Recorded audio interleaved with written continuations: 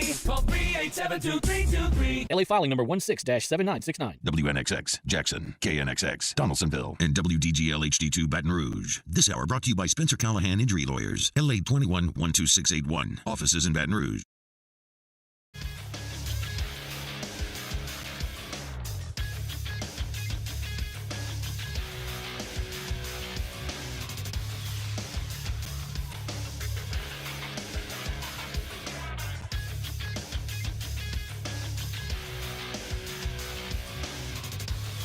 Good morning, everybody. It is 7 a.m. on Thursday, December 14th. Today in Baton Rouge, expect clear skies with a high of 68. Coming up on OTB, Bill Bender, the Sporting News, joins the show at 7:30. We talk to Peter Burns of the SEC Network at 8:15. Caroline Fenton comes on at 9 a.m. And Chef Michael Johnson joins us at 9:15 for a new edition of Munchies. You can follow today's show on Twitter, Instagram, and TikTok at OTB_ESPN or catch us on YouTube at the 104.5 ESPN channel and subscribe for daily content. Hour number one of Off the Bench, live from the Mercedes-Benz Baton Rouge studio, starts now. Let we go! All-Star Toyota presents Off the Bench with Jacob Hester and T-Bob Hebert. Yeah! Off the Bench with Hester and T-Bob. Hey, they said I got to come off the bench. All-Star Toyota presents Off the Bench with Hester and T-Bob. Yo. Yo, and welcome into OTB here on 104.5 ESPN Baton Rouge. Happy Thursday morning to everyone listening out there. Jake, Mario, Hanny likes Mario. Taylor here with you. No T-Bob, but only for the first hour. I would like to come up with something, and, we'd like to have a joke that maybe he's suspended. He's serving that suspension, but I think if we just told the truth, it'd be even funnier. He has nutcracker responsibilities. So that's where T-Bob is going to be for the first hour of the show, but do not worry. He will be here at some point today. All right, we do have a lot to get to, though, here in hour number one. You heard Mario say it. Bill Bender of the Sporting News is going to join us at 7:30. Peter Burns at 8:15. Caroline Fenton at 9 o'clock. And we are going to be breaking down the SEC schedule coming up in the 2024 season with all three of those guests and a couple of different angles. Obviously, Bill Bender, more of a national perspective and kind of from the outside looking in. So excited to have Bill back onto the show. And we'll get into some of the matchups that don't involve LSU. Obviously, there's going to be some great marquee matchups between huge brands, and that's why we were excited that we were going to have a 2024 schedule release, and Texas and Oklahoma were going to come into the league, and who were they going to play, where were they going to play them, and when were those games going to come? So we will get to that, but, obviously we've got other things that we are going to get to first, like LSU's 2024 schedule. But before we do get there, like we always do, a little vibe check around the room. I saw Mario had a little pep in his step this morning, and I started to wonder, why is Mario excited? Oftentimes he comes in here and takes him a little bit to get warmed up, like it does all of us. I mean, it's early in the morning. Then I looked and remembered that the Pelicans actually routed their opponent, and BI scored 40 points. And so I would assume, Mario, that's maybe why the pep in the step. Yes, franchise high points for the Pelicans yesterday, 142. Trey Murphy with the 27 points. That was a lot of fun to watch. No Zion, but no problem, apparently. And I know Taylor enjoys that. Taylor, how are we feeling this morning?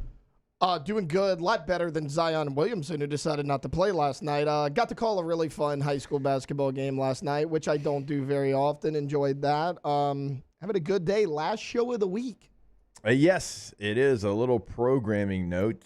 We have our annual Christmas party for Guarantee coming up tonight, and a solid move by the brass there, giving us tomorrow off. And so we will not have a show tomorrow. This will be our last show of the week. Who did you call high school basketball? Episcopal basketball. I do it. I've done 2 or 3 now. Who'd they play? Mandeville. Okay. Skippers. When he just said Episcopal, I was like, did he forget who they played already? No, they played Mandeville. Okay, who won? Episcopal did, and they were not supposed to, and they won by 15. Okay, a little bit of an upset. Good basketball game. All right, let's go ahead and get into this 2024 LSU football schedule. Like yesterday, we told you, okay, well, here's who you play, but we didn't really know how it was going to play out. Now, we did know a couple of dates. We knew that you were going to play USC in the opener. We knew that was going to be September the 1st in Las Vegas. We knew you were going to play Nichols on September the 7th. We knew UCLA was going to be September the 21st. We knew that South Alabama was going to be on September the 28th. We also knew that you were going to have Ole Miss October the 12th, and we knew that you were going to have Texas A&M the 26th of October, and then you were going to have your bye week and then have Alabama on November the 9th. But there was a lot of spaces that we needed to fill in because in an SEC schedule, it's all about when you play the team. We know you're going to have a difficult schedule. It's the SEC. That's just what it is. But where do you play them is important. But more importantly to me, it's when do you play them? Because every SEC team is going to have a 3-game stretch that is going to be brutal. It's going to be a 3-game stretch where you're going to have to raise your level of play. And yesterday, we knew that, again, you had Ole Miss on October the 12th. We didn't know the opponent on October the 19th. You had Texas A&M on the road coming up on October the 26th, and then you had Alabama at home after that bye week on November the 9th. Well, the more important question to me that we knew all of that was who's on October the 19th and who's on November the 16th, okay? Who is slotted in between Ole Miss and Texas A&M? Well, we now know that it is at Arkansas. That could have been much worse. And not throwing shade at the Razorbacks here, but that could have been much worse. That could have been on the road against Florida. That could have been at home against Oklahoma. I would even argue at South Carolina would have been a more difficult spot because that's your 3-game stretch. And it's going to be 3 out of 4 that feel really difficult. But I'll take at Arkansas when you have some of the other options. Now, to finish the season, it's not going to be easy. You have the Alabama game that we're talking about November the 9th. You go on the road to the Florida Gators November the 16th. You have Vanderbilt at home November the 23rd. And now we know who replaces Texas A&M in the final game of the season. And I would actually say that this points to this becoming a thing. Just like the SEC forced Texas A&M and LSU to be a thing, kind of feels like Arkansas and LSU was forced to be a thing at the end of the year when I was playing, when T-Ball was playing.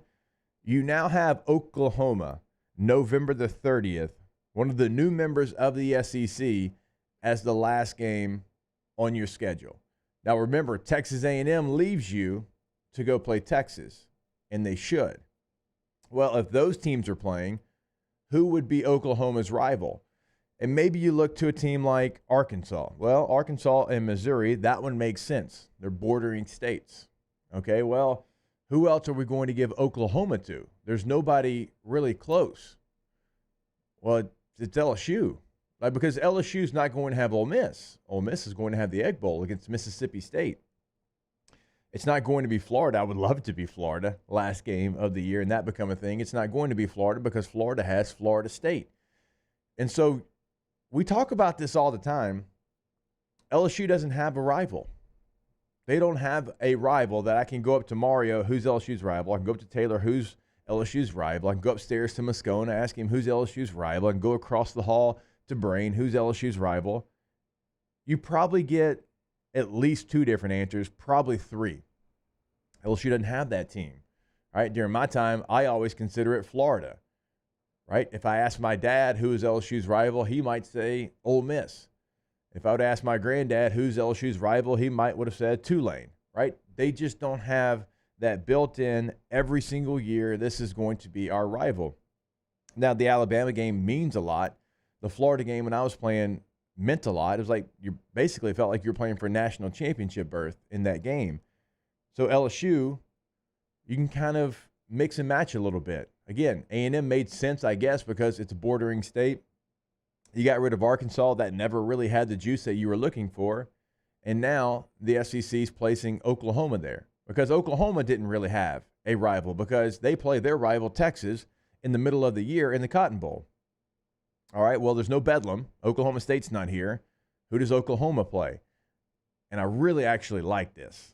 I like the fact that LSU has one of the big brands that's coming into the SEC.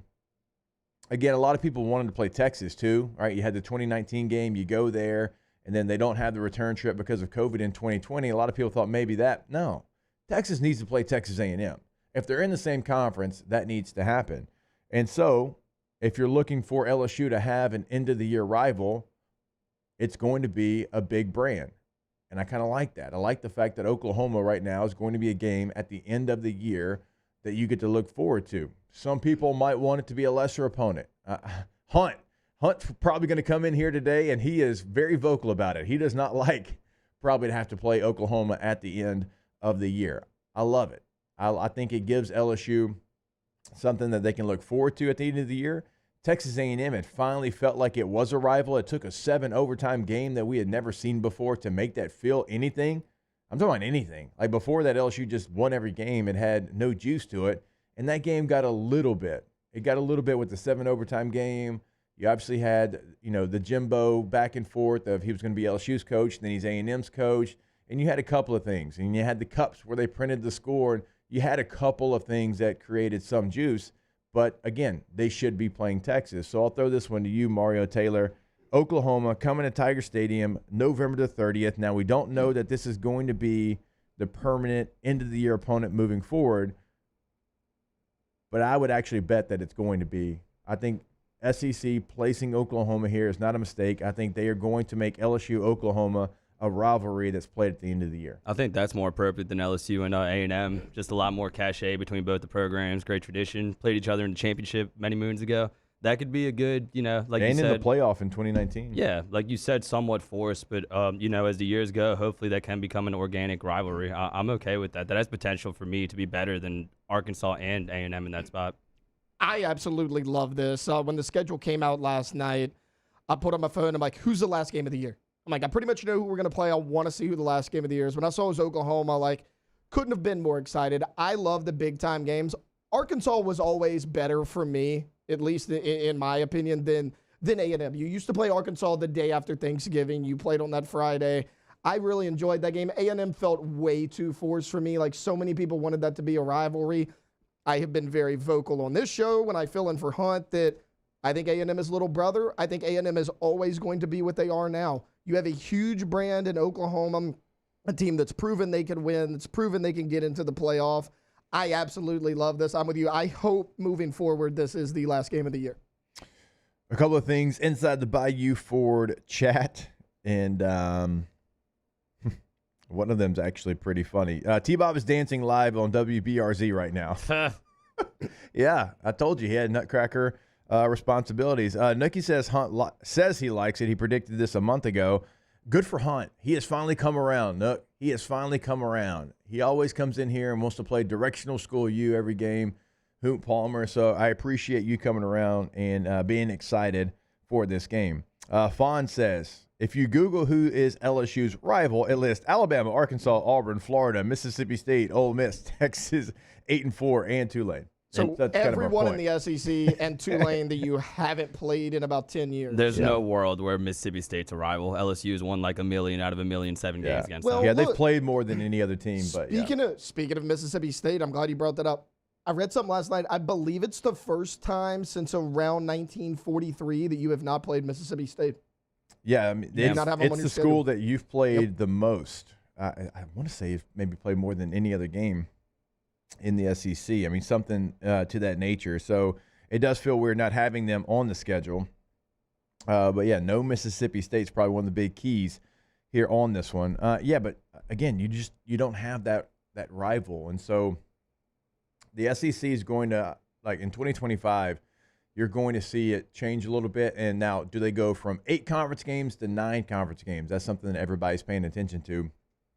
I'm not sure if they're going to do that. But having different conversations with Commissioner Sankey down in Destin, I had one with him 2 Saturdays ago at the SEC championship game. In 2025, there will be changes to the schedule. LSU might not play Florida, and I hate it.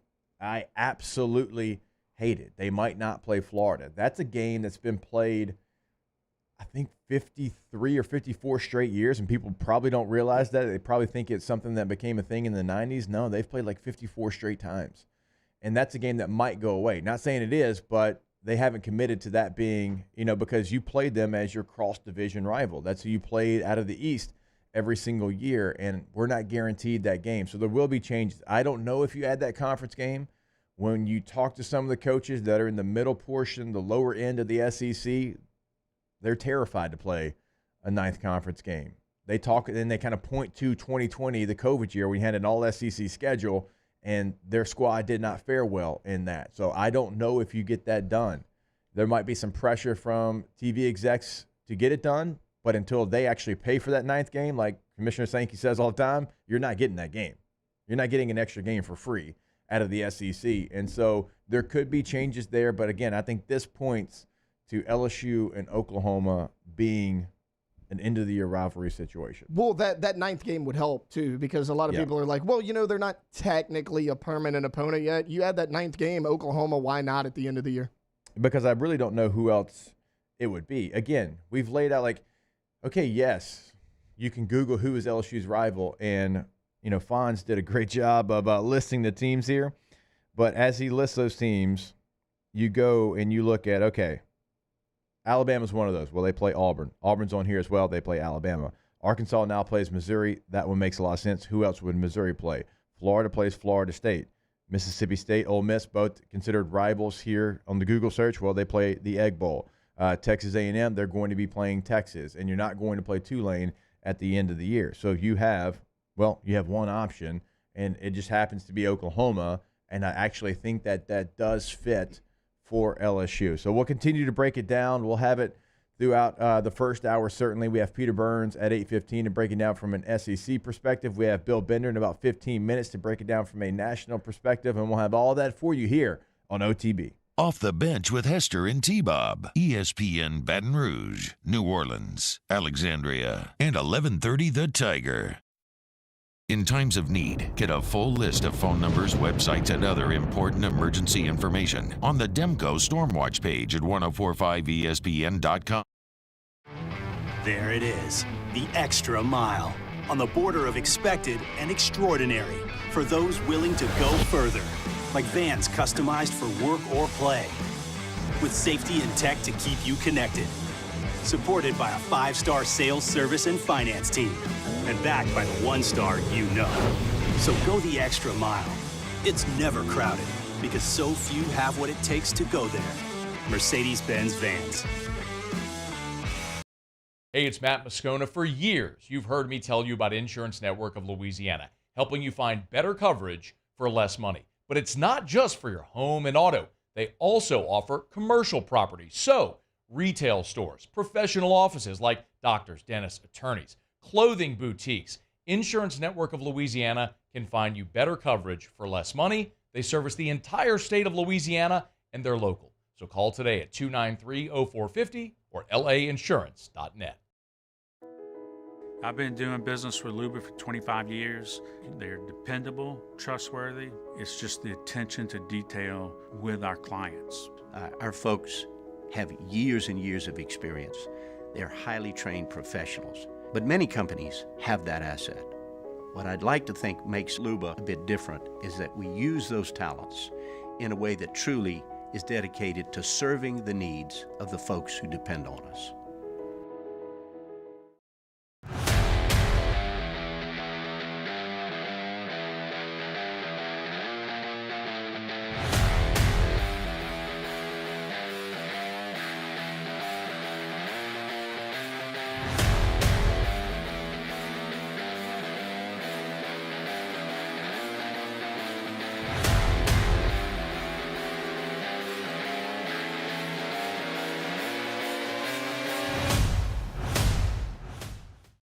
Dylan Cruz here to tell you about Six Rings Baseball and Softball Camp. If you live on the North Shore and play ball, go to Six Rings Camps with former LSU assistant coach Dan Canaveri. His knowledge is second to none, and your child will improve and have fun doing it. Camps were held at Coquille Park and Six Rings Academy in Covington with 4 sessions over the summer. Full day and morning only sessions are available from ages 7 to 13. Go to sixringsbaseball.com or call 985-206-9096. Learn the game to love the game.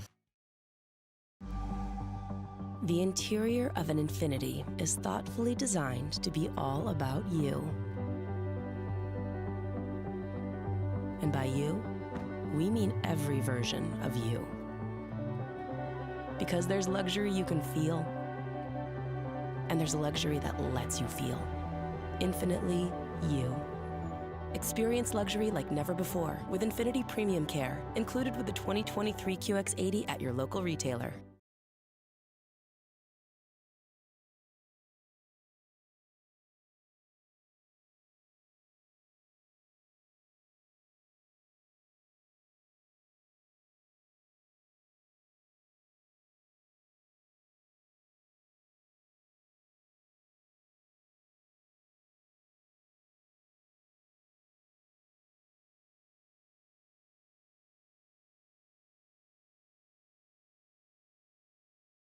Installed by Schutz Electric. Give yourself the holiday gift of uninterrupted power. Call 225-387-5017 or visit cesofla.com. Prepare your home for winter storms with a Generac home standby generator. Only $5.20 a day for a lifetime of assurance from Boudreaux Electric. Unbeatable prices available till year end. Call Boudreaux Electric at 225-300-9389 for details.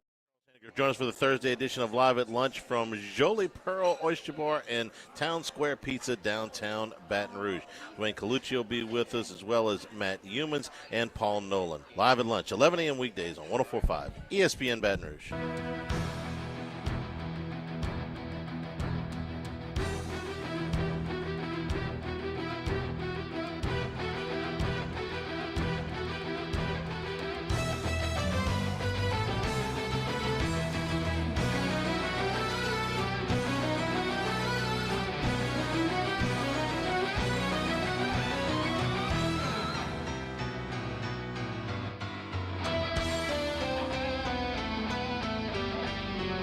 All-Star Toyota presents Off the Bench with Hester and T-Bob. ESPN Baton Rouge, New Orleans, Alexandria, and 1130 The Tiger. All right, welcome back into OTB. Jake, Mario, and Taylor here with you. T-Bob's going to join us in about an hour from now. We got Bill Bender of the Sporting News joining us in about 10 minutes from now. I want to get to some of your comments inside the Bayou Ford chat from Fonz. LSU versus Mississippi State. 117 meetings. LSU leads 75-36-3. So Mario's point, that has not been a game that has been competitive, certainly as of late. LSU's three permanent opponents are Bama, Ole Miss, and Arkansas.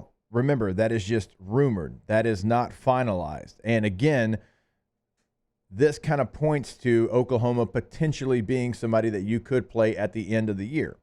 As we've talked about it, you don't have many options unless they changed your opponent every single year in the final game, which they could do, but it just doesn't make a lot of sense. Now, if it was Bama, Ole Miss, Arkansas again, Bama Iron Bowl, Ole Miss Egg Bowl, Arkansas plays Mizzou. I'm sure there's a Border War, I believe is the name of that game, something pretty bland and plain, and so I don't see them changing that. And again, there's going to be changes to SEC schedule in 2025. That's why they've only committed to 2024. And they can change it whenever they want, right? They can do whatever they want, and they lead college football. So there could be changes, even if there's rumors that this could be the three permanent opponents. John says, "Why would you want permanent opponents? I'm tired of playing Florida every year." John, because I hate Florida. John, I'm a Gator hater.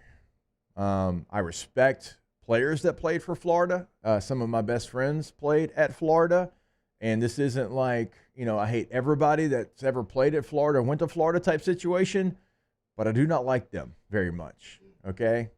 That is a game that when I was in school, and even before I got here, it meant so much. Like in 2003 is the only loss that you had when you won a national championship. All right, 2006, the winner of that game was going to win a national championship. It just so happened to be Florida down in the swamp. If we win that game, in which we were up 7-0, we're driving to take, I think, a 14-7 lead. Jamarcus fumbles on the 1-yard line. I'm still 100% positive I got in for the second touchdown. Whatever, still not bitter, I promise. If we win that game, we win a national championship in 2006. I have no doubt in my mind. And then 2007, right, we had the epic game with Florida. We win that. We win a national championship. In 2008, they win a national championship. They won one in 06. We win in 07. They win in 08. Like that game, it had those type of implications. And then now, with you winning 5 games in a row, you made a 50-plus yard field goal in the fog because they threw a cleat 20 yards. It's got too much. It's got too much not to have every year. How in the world could you be tired of playing Florida every year? Am I wrong there? Am I just because I'm biased towards that game, or is the Florida game something that we still look forward to? For me, it is. You know how you said, oh, well, I could go ask Mario, Moscona, and Taylor who LSU's rivalry is, and they'd probably give 3 answers. My answer would be the Florida Gators. You know, growing up in that time, like your teams, the 06 to 07, I mean, those were the first teams that I actually fell in love with. And, you know, Florida was the game. It was Urban Meyer, it was Tim Tebow, Chris Leak, you know, Percy Harvin, those guys. And then I think this goes beyond the football field, though, Jake. I mean, look across all sports. Like, Alabama's not great at baseball, all this. Florida in baseball, the last national title Florida won in baseball, they beat LSU. Yeah, LSU 17. just beat Florida to win the national title. You always compete in basketball. Gymnastics programs are incredible for both schools. Like, across all sports, I think Florida and LSU might be the most complete athletic programs if you look sport by sport. Like, I think across all sports, like Florida, in my opinion, is LSU's biggest rival. That's a good point. It felt good. Even for me, who's not a big baseball guy, it felt really good to beat them in baseball after they had beaten us in 2017. And I'd argue that up until 2010, like from 05 to 2010, Florida was the rival. Up until, Urban Meyer left, that's when I think Alabama kind of became the main rival. But for a while there, to your point, whoever was winning that game had a really good chance to go all the way. Also inside the Bayou Ford chat, Pedro at Jacob Hester. Did you not grow up in Shreveport area, which is far more Arkansas in culture than Louisiana? Hey, Pedro. 1, you're about to get in a timeout. 2, that argument is so tired. And 3, we finally have a head coach that understands that, yes, North Louisiana is part of the state. And you know what there's in Louisiana, in the north part of the state, just like the southern part of the state? There's ballers and there's dudes. And when you say dumb crap like that, you don't think that affects those recruits that are up in that area? This is a fight that I have fought for a long time. I realize that. It's an argument that always gets me a little fired up. But when you say things like that, like I've lived in Baton Rouge for, probably 9 years total in my life, right? It ain't that different. I hate to shock a lot of people. It's not that different. All right. Is there differences? Yeah, sure there is. But, I couldn't tell you one thing really about Arkansas other than that we used to play them in War Memorial Stadium. That's about the only thing I can tell you about Arkansas. So when, players from the northern part of the state come down here on their recruiting visit and I have some conversations with them and I let them know, hey, like the entire state loves LSU because they do. You know what question I always get asked? It's stuff like that about how they'll be welcome down to that portion of the state. So we need to put Pedro maybe. You know what? Actually, let's don't do that. That'd be a soft move. Pedro, we're just going to let you just continue to have those type of comments inside the Bayou Ford chat. All right, continuing to break down some of the matchups that we have here. We gave you kind of maybe what the toughest stretch was going to be. I do want to highlight the beginning of the season before we have Bill Bender of the Sporting News on. That ain't going to be easy. Like, I hope we didn't just gloss over that and make that feel like it was going to be easy. USC in Las Vegas to open your season. Now, we don't know what that's going to look like. New defensive coordinator, new quarterback, some new skill position players. They lose some receivers to the NFL draft. But we know they're going to be a very talented team. And you open up with them on September the 1st. And we also know LSU's not opened up well in the last 2 seasons, right? They certainly don't look like the team at the beginning of the year that they've looked like at the end of the year over the last 2 seasons. They have to get that fixed, certainly against a team like USC. And then you come back against Nichols. Obviously, that's a game that you should be expected to win and win easily. But then you go on the road to South Carolina and Williams-Brice. That's a difficult place to play. Now, I never played there. It's the one school that I missed. Back in the day, if you didn't redshirt, you had 12-team SEC. You always missed one trip, and that was the one, unfortunately, that I didn't get to play in.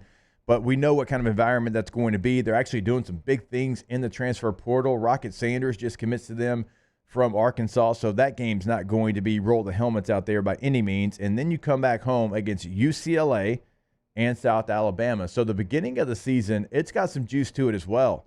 And you cannot have a slow start. UCLA was not a bad football team this year. They have some things that they've got to figure out. They're losing a couple players in the portal and certainly to the NFL draft, but it is not a bad squad. And the last time that you probably took them too lightly, they put it on you in the Rose Bowl. So the beginning of the season has some real juice to it as well. Again, that stretch after that. Now, you do have 2 bye weeks. That is important. October the 5th, after South Alabama, you get a bye week before you go Ole Miss, at Arkansas, at Texas A&M, and then you, of course, get the bye week before Alabama. So there is certainly some real life to this LSU schedule in 2024, but it is nothing like the Florida Gators have on their schedule. We'll certainly get to that and much more, and we'll do it with our guy, Bill Bender of the Sporting News, when we come back here on OTB. Off the Bench with Hester and T-Bob. Our listeners fire off their opinions on the jimsfirearms.net hotline at 499-1045. Keep listening for your next chance to shoot us your thoughts with the jimsfirearms.net hotline on 1045 ESPN Baton Rouge.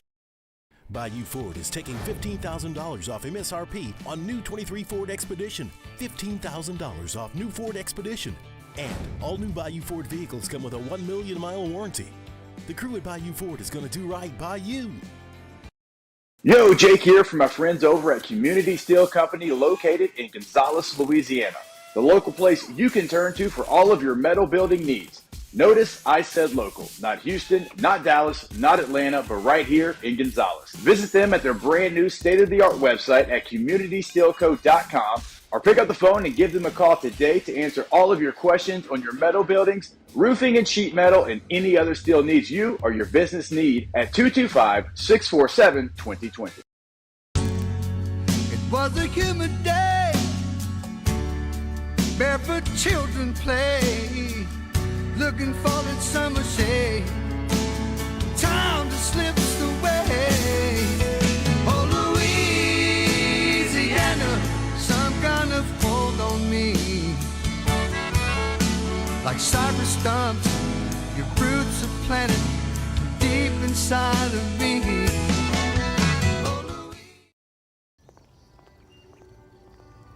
Would a couple that just came from a couples massage have any use for the massage seats of the Infiniti QX60? Yes, it appears they would. With driver and passenger massage seats, mute all your notifications and feel infinitely you.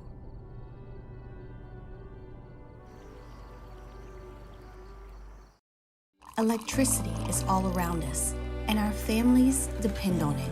Every day is sparked by the power of a cold drink or a warm meal, a movie night, and a comforting light at the end of a dark hallway. From sunrise to sunset, playtime to bedtime, our team is ready to take care of your electrical needs, even in the case of an after-hours emergency. The light in your life shines brighter with Mr. Electric. Hey, boat owners, check it out. It is the holiday season, which means it's time to buy yourself a gift by taking your boat to the next level with our friends at Front to Back Boat Service. Now is the perfect time to upgrade your boat and get it ready for that warmer weather, whether that's trolling motors, HD sonar, anything and everything. The Sherman family's been at it for 30 years, and Devin's going to take you through 30 more. Find them on Facebook at Front to Back Boat Service or go to fronttobackboatservice.com.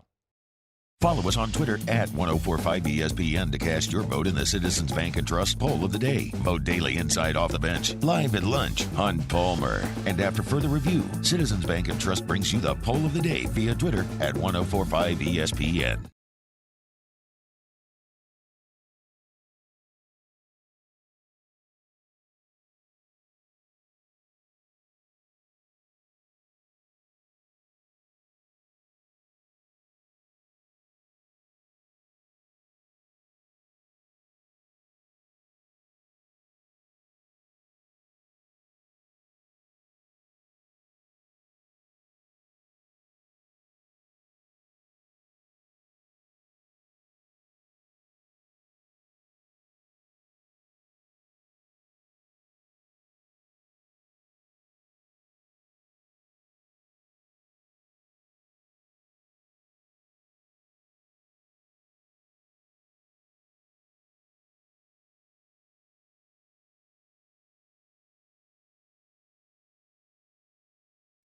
This Sunday, as you can catch 3 different NFL games. We start with the noon kickoff. It's the Buccaneers and Packers. Immediately following that, it's Cowboys and Bills. And then the night game, the Ravens at Jaguars. Tune in to catch all 3 of those games right here on 104.5 ESPN Baton Rouge.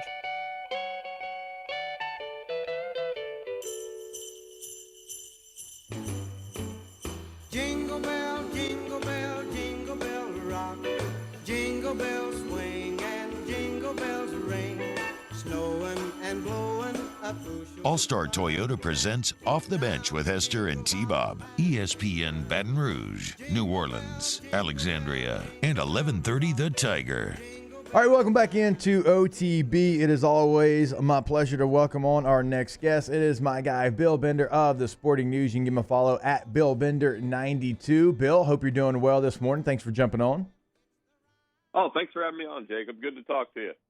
All right, so we had a 2-hour ESPN special releasing the 2024 SEC schedule, and I wanted to have you on because obviously you cover football in a national perspective, but also you live in Big Ten country. So I was just curious before we start, was it something that you think that the Big Ten country was actually paying attention to with this 2-hour ESPN special?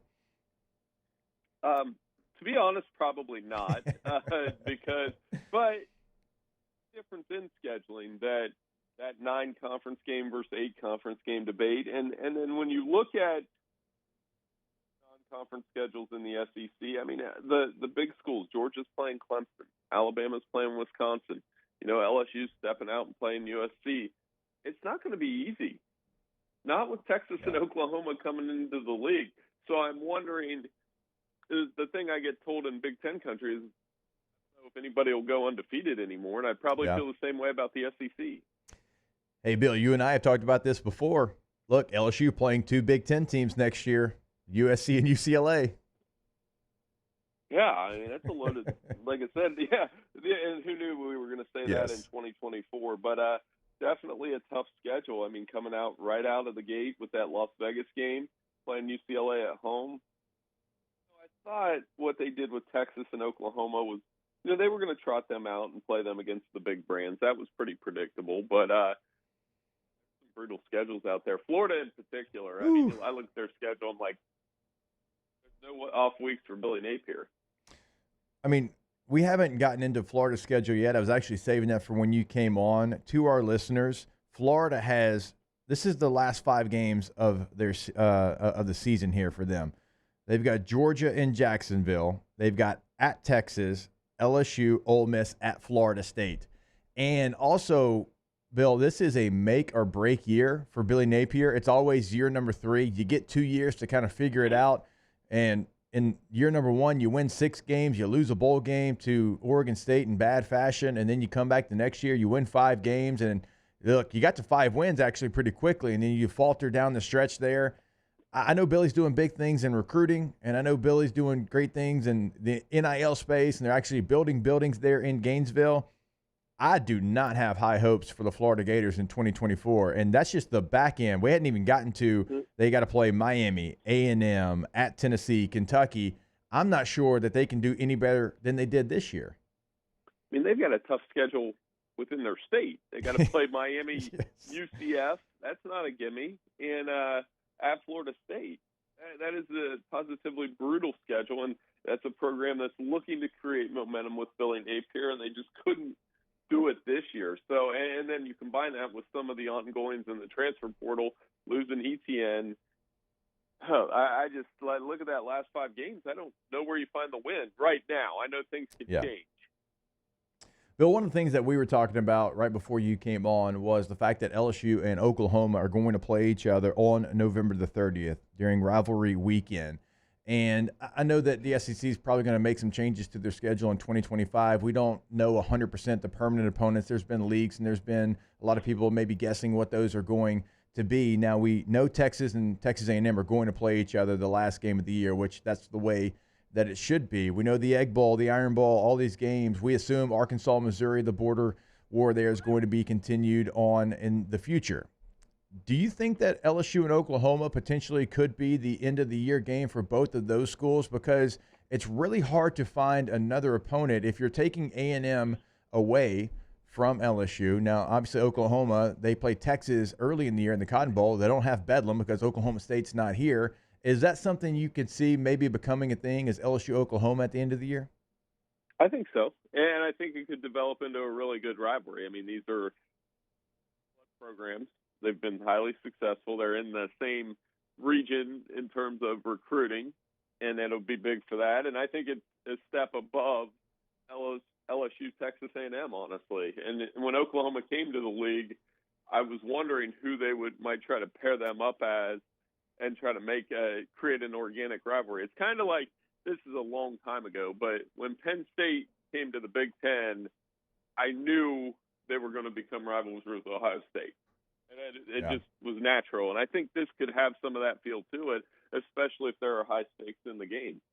Well, you really don't have anybody else to pair Oklahoma with because, like I said, everybody else is kind of used up already. Now, you could have some old school matchups, and maybe you have an Oklahoma and a Missouri from their Big 12 days. We were talking about that here in studio. Maybe you bring Arkansas back to LSU, but I don't think you bring Oklahoma into the SEC for their rival to be Missouri, and that's no disrespect. I mean, God, Bill, you know I love what Eli Drinkwitz is doing there in Como, but it feels like, and you said it earlier, like you bring these big brands in, and it's going to be Texas and Texas A&M, LSU and Oklahoma to end the year. I just can't imagine that they would put them with Missouri.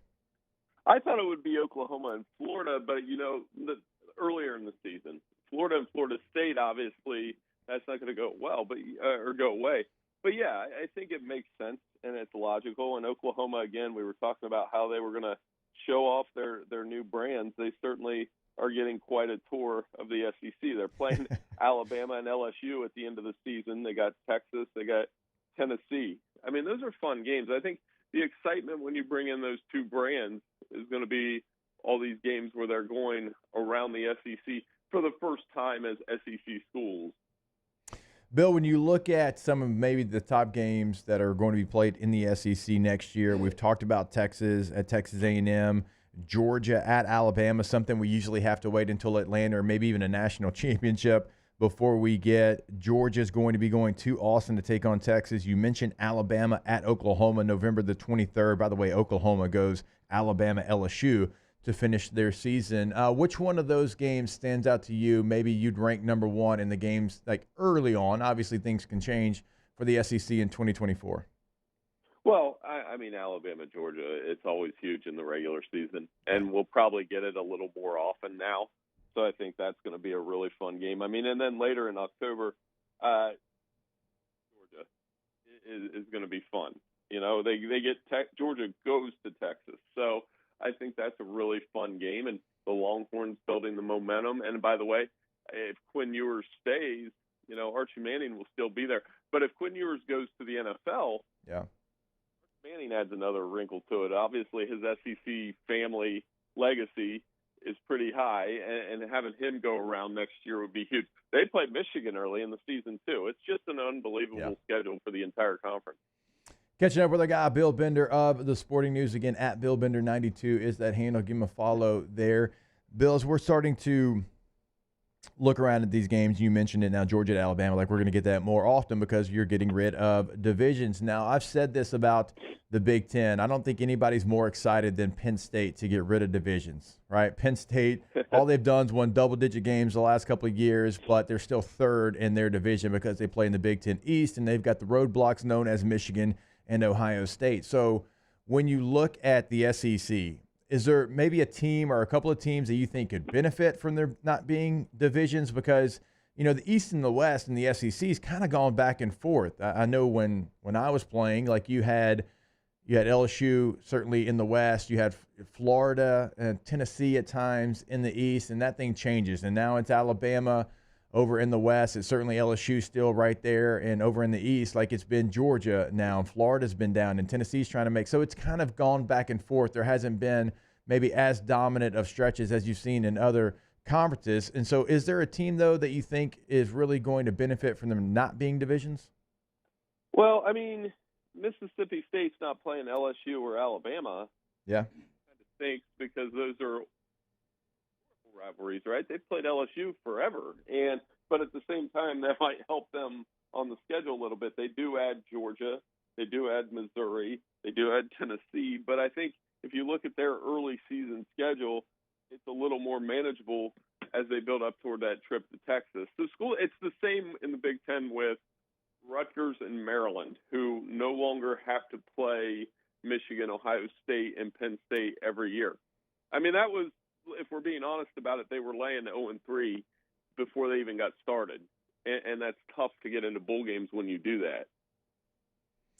Bill, before we let you go, I definitely want to get some of your thoughts on the college football playoff semifinal games. You got the Rose Bowl. We know it's Michigan, Alabama. I'm excited to get down to NOLA to cover Washington and Texas. And I know I caught up with you a couple of weeks ago, and you had some initial thoughts. Have your thoughts changed on those games? Do you still like the teams that you liked a couple of weeks ago? And who do you think ultimately ends up in Houston for the national championship?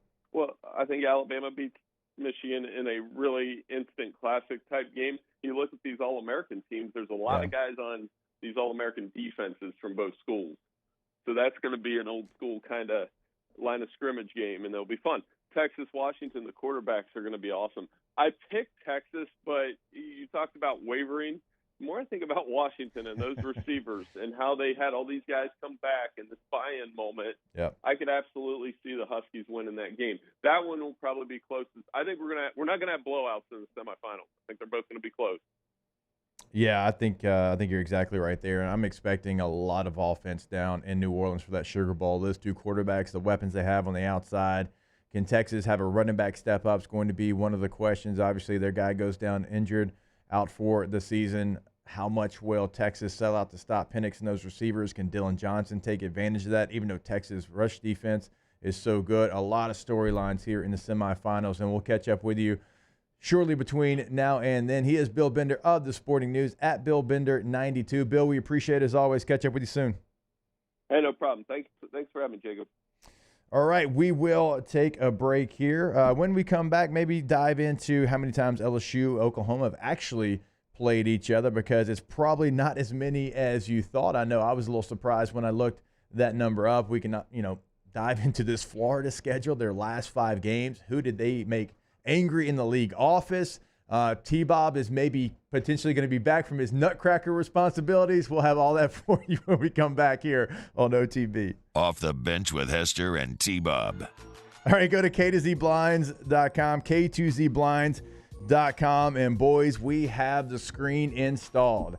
They came out yesterday. It was a quick process. They put it in. I have now got this remote control, and it is so simple to use. Go up, go down, stop it wherever you want to. But we probably knew all of that. The thing that I did not know was how much it was going to actually shade my living room as well. So right now it might not be very hot outside, but let me tell you, when it becomes summertime, right, because I put that screen down and it threw shade all over my living room. It was incredible, and I cannot wait. It's going to save you right on some of your energy bills as well. Going to cool off your living room during those hot summer months. And now we can go outside and we can enjoy the outdoor kitchen space, the outdoor TV. We don't have to worry about bugs. We don't have to worry about the sun come glaring in where we can't watch the TV. We don't have to worry about any of those problems anymore. And it's thanks to K2Z Blinds, K2ZBlinds.com, K2Z Window Coverings. In times of need, get a full list of phone numbers, websites, and other important emergency information on the Demco Stormwatch page at 1045ESPN.com.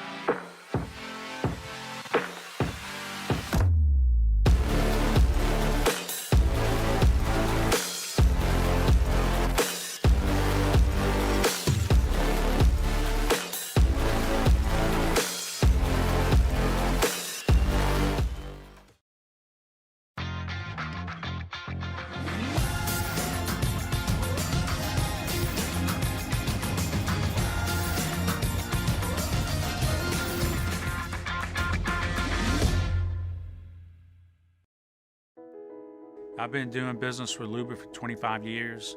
They're dependable, trustworthy. It's just the attention to detail with our clients. Our folks have years and years of experience. They're highly trained professionals. But many companies have that asset. What I'd like to think makes Luba a bit different is that we use those talents in a way that truly is dedicated to serving the needs of the folks who depend on us. Dylan Cruz here to tell you about Six Rings Baseball and Softball Camp. If you live on the North Shore and play ball, go to Six Rings Camps with former LSU assistant coach Dan Canaveri. His knowledge is second to none, and your child will improve and have fun doing it. Camps were held at Coquille Park and Six Rings Academy in Covington with 4 sessions over the summer. Full day and morning only sessions are available from ages 7 to 13. Go to sixringsbaseball.com or call 985-206-9096. Learn the game to love the game.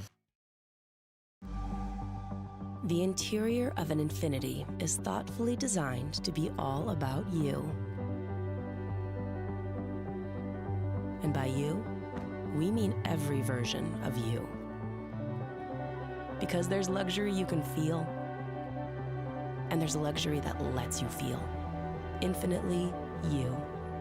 Experience luxury like never before with Infiniti Premium Care, included with the 2023 QX80 at your local retailer. Electricity is all around us, and our families depend on it. Every day is sparked by the power of a cold drink or a warm meal, a movie night, and a comforting light at the end of a dark hallway. From sunrise to sunset, playtime to bedtime, our team is ready to take care of your electrical needs, even in the case. Join me for a Thursday edition of the Hunt Palmer Show, presented by Rouse's. Luke Johnson on the Saints, Preston Guy and Chris Blair on the Tigers. We'll be at Calandro's on Perkins for their rare whiskey raffle. Hunt Palmer Show, 1 to 3 weekdays, 104.5 ESPN Baton Rouge.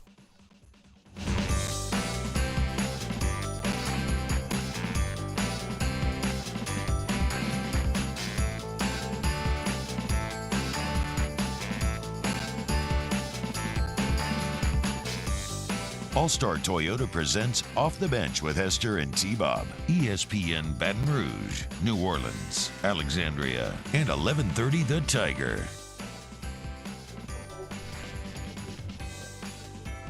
All right, welcome back into OTB. We now have the full team back in the studio. Yes, but I suppose I've decided to grace you with my presence today, although I have, much to be doing as I'm out promoting my theatrical debut. Yes. How did it go so far? Did y'all manage to make it without me? Somehow. Yeah, somehow indeed. We found a way. But I know we're going to get into it with UT, but LSU-Oklahoma being at the end of the year, it makes a lot of sense, and can't wait to get your thoughts on it. But as I looked it up on Wikipedia, which T-Bob only allows us to look up games. Can't go to Wikipedia. Tell me I'm wrong, though, and that'd be right. the best site to look up series stuff. You're right. I am shocked that LSU and Oklahoma have only played 3 times. What? Only one of those games being none of those games being a regular season, I don't believe. Actually, all in bowl games or playoffs. In 1950, in New Orleans, in the Sugar Bowl, Oklahoma wins 35-0. 2004, the 2003 season, which we all know, LSU wins the national championship 21-14 over Oklahoma in the Sugar Bowl. And then 2019, when Joe Burrow just threw another touchdown pass, 63-28 against Oklahoma in the semifinals. The only 3 times those teams have played, they've never played in Norman, they've never played in Baton Rouge, and that, T-Bob, is almost hard to, you would just think, back in the day, those teams would have played each other. Well, back in the 70s, especially. Yeah. Schedule. That is also crazy because that's 3 really high-profile matchups, right? Yeah. Right? I mean, a 1950s Sugar Bowl. I don't know the exact parameters. That feels almost akin to a national championship, right? And then who could forget? I mean, I remember exactly where I was in 2003 when Marcus Spears had that pick 6. I was in Cutoff, Louisiana, down at the farm. My grandpa and uncle had gone to the game. I was watching it at home with my old man, and I was on this beanbag, I remember. I was on this very comfortable globe-patterned beanbag when Spears had that pick 6. Getting freaking hyped, dude. JV rolling off 80-yard runs to start the game, or is that the SEC, or is that both? I don't know. It all starts to both. together. No, it's both. It was both, yeah, right? Yeah, JV was going off at the end of that year. Yeah. So, okay. Did y'all break down how bad of a draw Oklahoma got compared to Texas? We broke down LSU. We broke down Florida's final. Florida's got games. 5 top 15. Like, awful. Billy's got to just, like, who did I make mad in Birmingham? Yeah, he, and, it comes at a year when he can't fail. No, year number 3, the most important year. And you're right. Oklahoma ends, we did mention this, Oklahoma ends their season with Alabama and LSU. Bro, Oklahoma's schedule is awful compared to Texas. Like, Texas got pretty much I want to say what? They got did they get Georgia, Alabama? They got one of the big ones, I want to say. But outside of that, which school are you asking about? Georgia at Texas. That's what I'm saying. Yeah. So they got Georgia, which is tough, but they got them at home. And if you look everywhere else, it's like all the bad SEC teams currently. Like, Texas is having a very friendly year number 1, for sure. Our 2 nights. Off the bench with Hester and T-Bob. Go to Rejuve Me Medical. Restore me, refuel me, rejuve me. RejuveMeMedical.com is the website. And look, you can go get your free consultation a day. My wife just did it right, figured out exactly what's going on inside of her body, and now they've put together a plan to help her feel her best self. And she started. She's loving it. And so why don't you explore it yourself, right? Maybe it's just B vitamin shots for a little extra energy. Maybe it's HRT. Maybe it's semaglutide. Like, there's a million different options. But like, do upkeep on your body. Treat the effects of untreated aging. You upkeep your computer, your car, your home. Why do we expect our bodies to just age normally, right? Get Rejuve Me, get better. Yeah, your body's not going to just figure it out. Like, your plumbing's not going to just figure it out. Like, your car, like T-Bob's talking about, is not going to just figure it out. Like, you have to do that maintenance, and Rejuve Me Medical can help you. RejuveMeMedical.com. Follow us on Twitter at 1045ESPN to cast your vote in the Citizens Bank and Trust poll of the day. Vote daily inside Off the Bench, live at lunch on Palmer. And after further review, Citizens Bank and Trust brings you the poll of the day via Twitter at 1045ESPN. The Windsor Senior Living Community in Mandeville, Louisiana is a beautiful, vibrant apartment community geared toward seniors. They are nestled right in the heart of Mandeville, where seniors live a more carefree lifestyle in spacious apartments with the peace of mind that comes from having a little extra help. Call the Windsor at 985-624-8040 to schedule a lunch and tour. Come see how the Windsor can be your passport to peace of mind.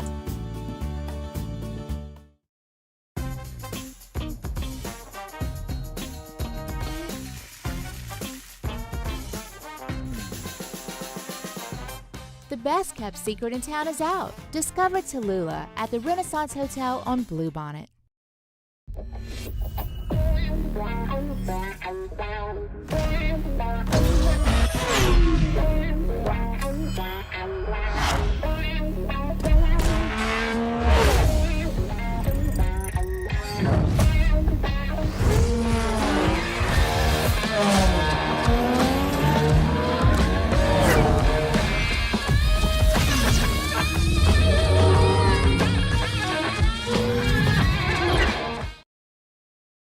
At Relief Windows, we're more than windows. We're windows, doors, hardy plank, and vinyl siding. But our number one product is always customer satisfaction. Visit us online at reliefwindows.com. I've been doing business with Luba for 25 years. They're dependable, trustworthy. It's just the attention to detail with our clients. Our folks have years and years of experience. They're highly trained professionals. But many companies have that asset.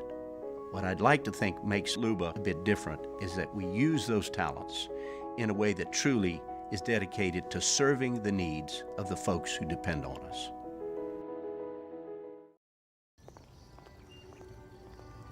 Would a couple that just came from a couples massage have any use for the massage seats of the Infiniti QX60?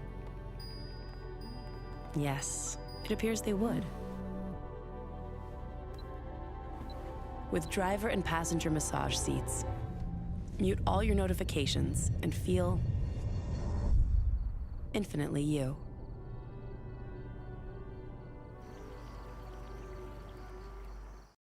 Dylan Cruz here to tell you about Six Rings Baseball and Softball Camp. If you live on the North Shore and play ball, go to Six Rings Camps with former LSU assistant coach Dan Canaveri. His knowledge is second to none, and your child will improve and have fun doing it. Camps were held at Coquille Park and Six Rings Academy in Covington with 4 sessions over the summer. Full day and morning only sessions are available from ages 7 to 13. Go to sixringsbaseball.com or call 985.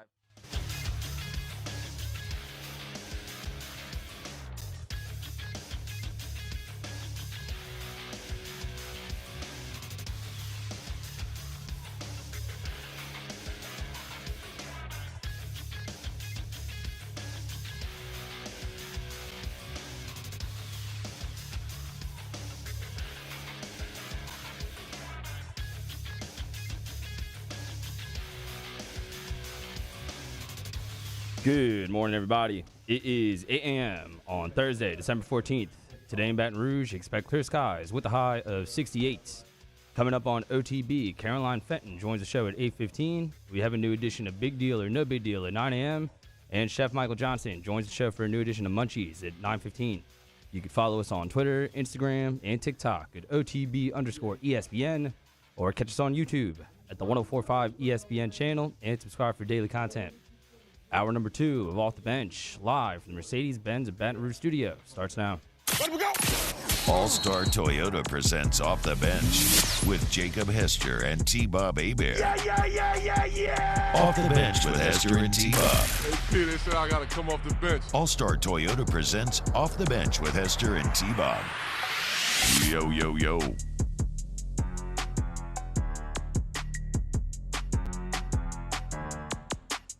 I have it turned up so loud to barely hear it, and I feel like the short's going to fix. It's going to What's going on, y'all? Welcome back. OTB, hour number 2, getting underway. I have the added juice of just figuring out this is the last show of the week for the fellas. Company Christmas party tonight. Looking forward to that.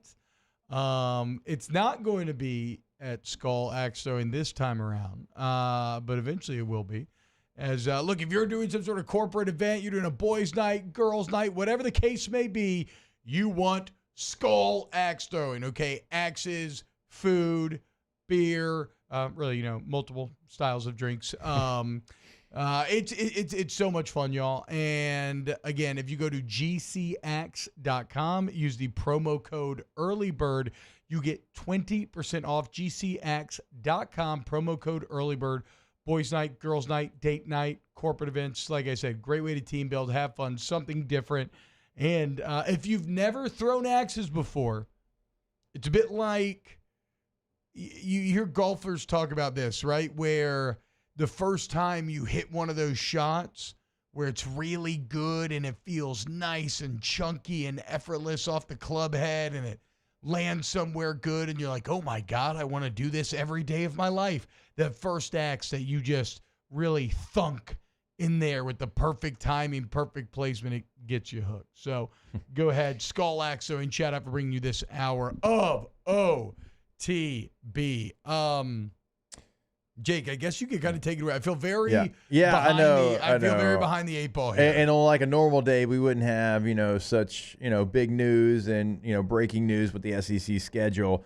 Before we get there, though, something that we talked about a lot, I believe, I don't even know what day it is. Maybe it was Monday. It was MJ Morris from NC State potentially being somebody that could land here. You did a great job, T-Bob, of breaking him down here in our notes. He has actually, I'm giving you some credit. You put it in our rundown here, and that was a potential LSU target. He has committed to Maryland.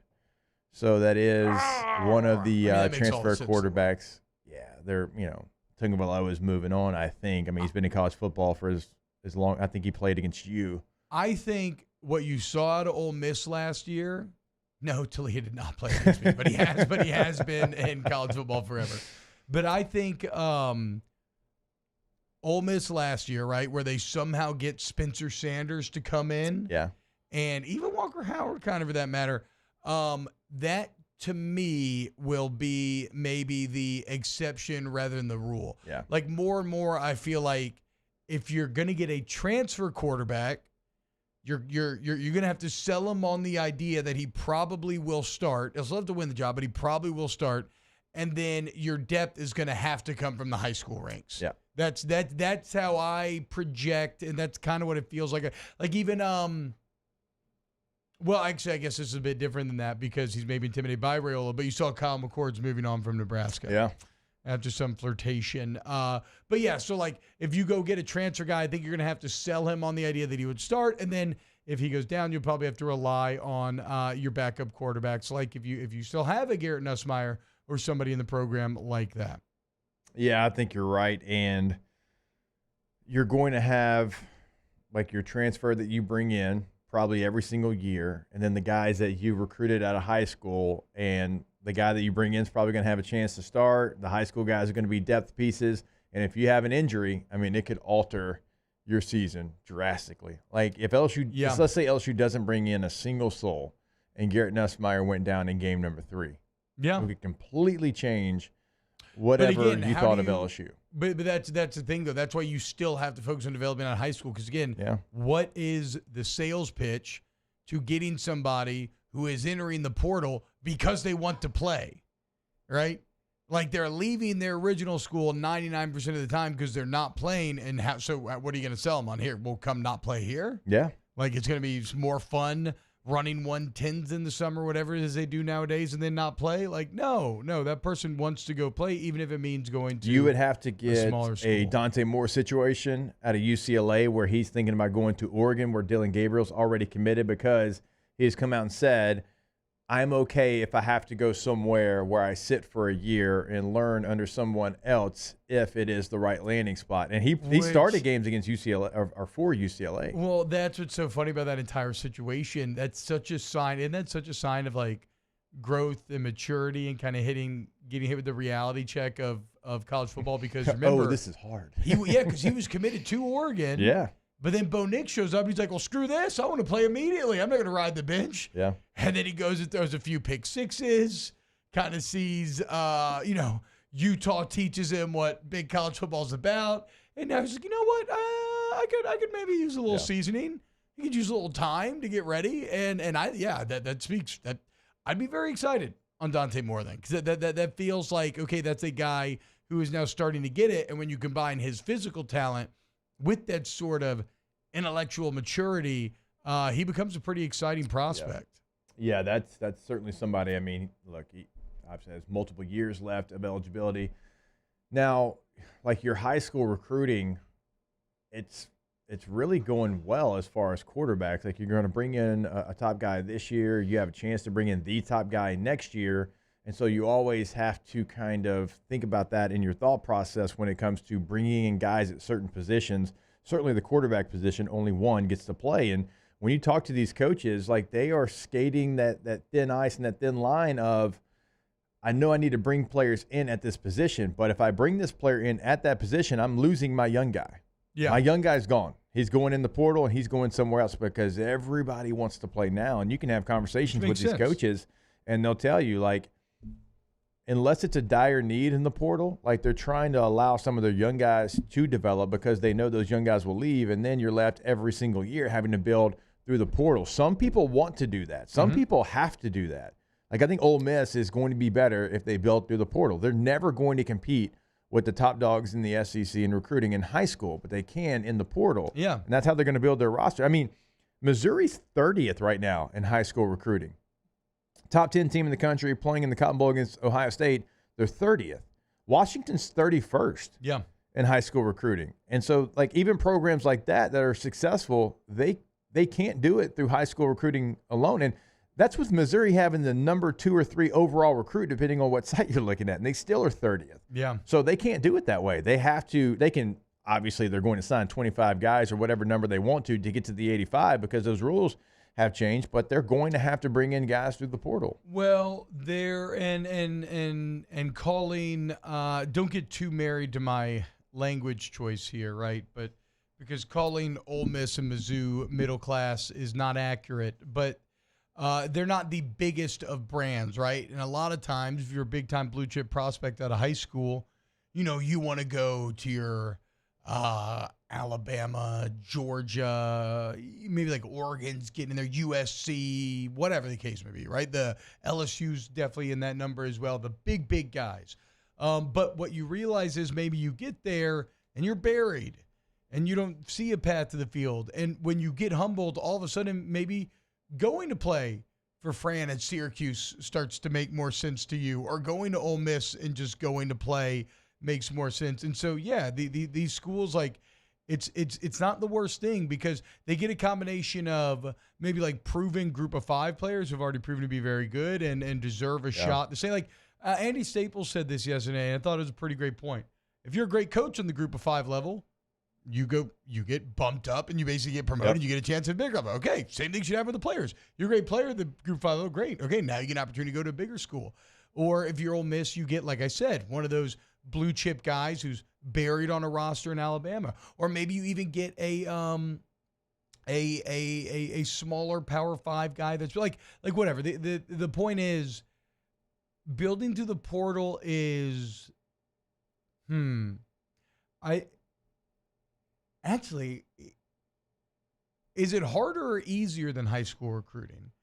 I mean, I know it's different in a lot of ways. There's more high school recruits to choose from, but you are getting more known quantities. Yeah. I think it's a little bit of both. Built through the portal, yeah. Because you look at through the portal, it's a quick, easy, fast process. It's days. High school recruiting's years.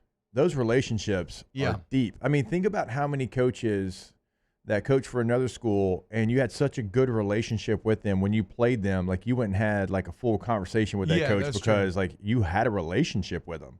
I know. I mean, I know I did. I know you did. Like, you just for 2 years you built this relation. Like, Sonny Dykes is somebody that I probably talked to more than anybody in recruiting. That was my first offer, and that's always something like I'll have. And we had so many conversations that when I see him, we have a relationship from when I was recruited. Yeah. You know, and you have stories like that as well. And so, like, that's a long-standing relationship where transfer portal is like speed dating. Like, you don't really get a chance to know that person, and you're going off maybe how attractive they are, and that's it, like your decision-making, and that's not always the best way to go about making a decision. And sometimes you get burned. Coach Saban's told me that. He's like, look, I get a chance to know my high school guys for years, and I know everything about them. I've asked everybody questions about them. In the transfer portal, I've got like days to try to figure out. And he goes, I have a process. And sometimes you can't figure out if they're going to meet that process and fit into that process because it's so fast. Well, I mean, look no further than the LSU corners from this last year, right? Yeah. Denver Harris and Deuce Chestnut. Now, we didn't know much about Deuce Chestnut. We knew Denver Harris was a red flag and LSU knew, but they were banking on maybe the process and the second opportunity helping him to kind of straighten out, and that did not happen. And then even Deuce Chestnut, who, again, I don't remember there being any, this is an all-conference performer. There was no whispers of anything that would be a character concern or whatnot. And to be fair, we still don't really know. Like, that's probably unfair to just lump them in together, because we don't really know what was or was not done or how it all soured so badly. But to Jake's point, Brian Kelly also incredibly process-oriented.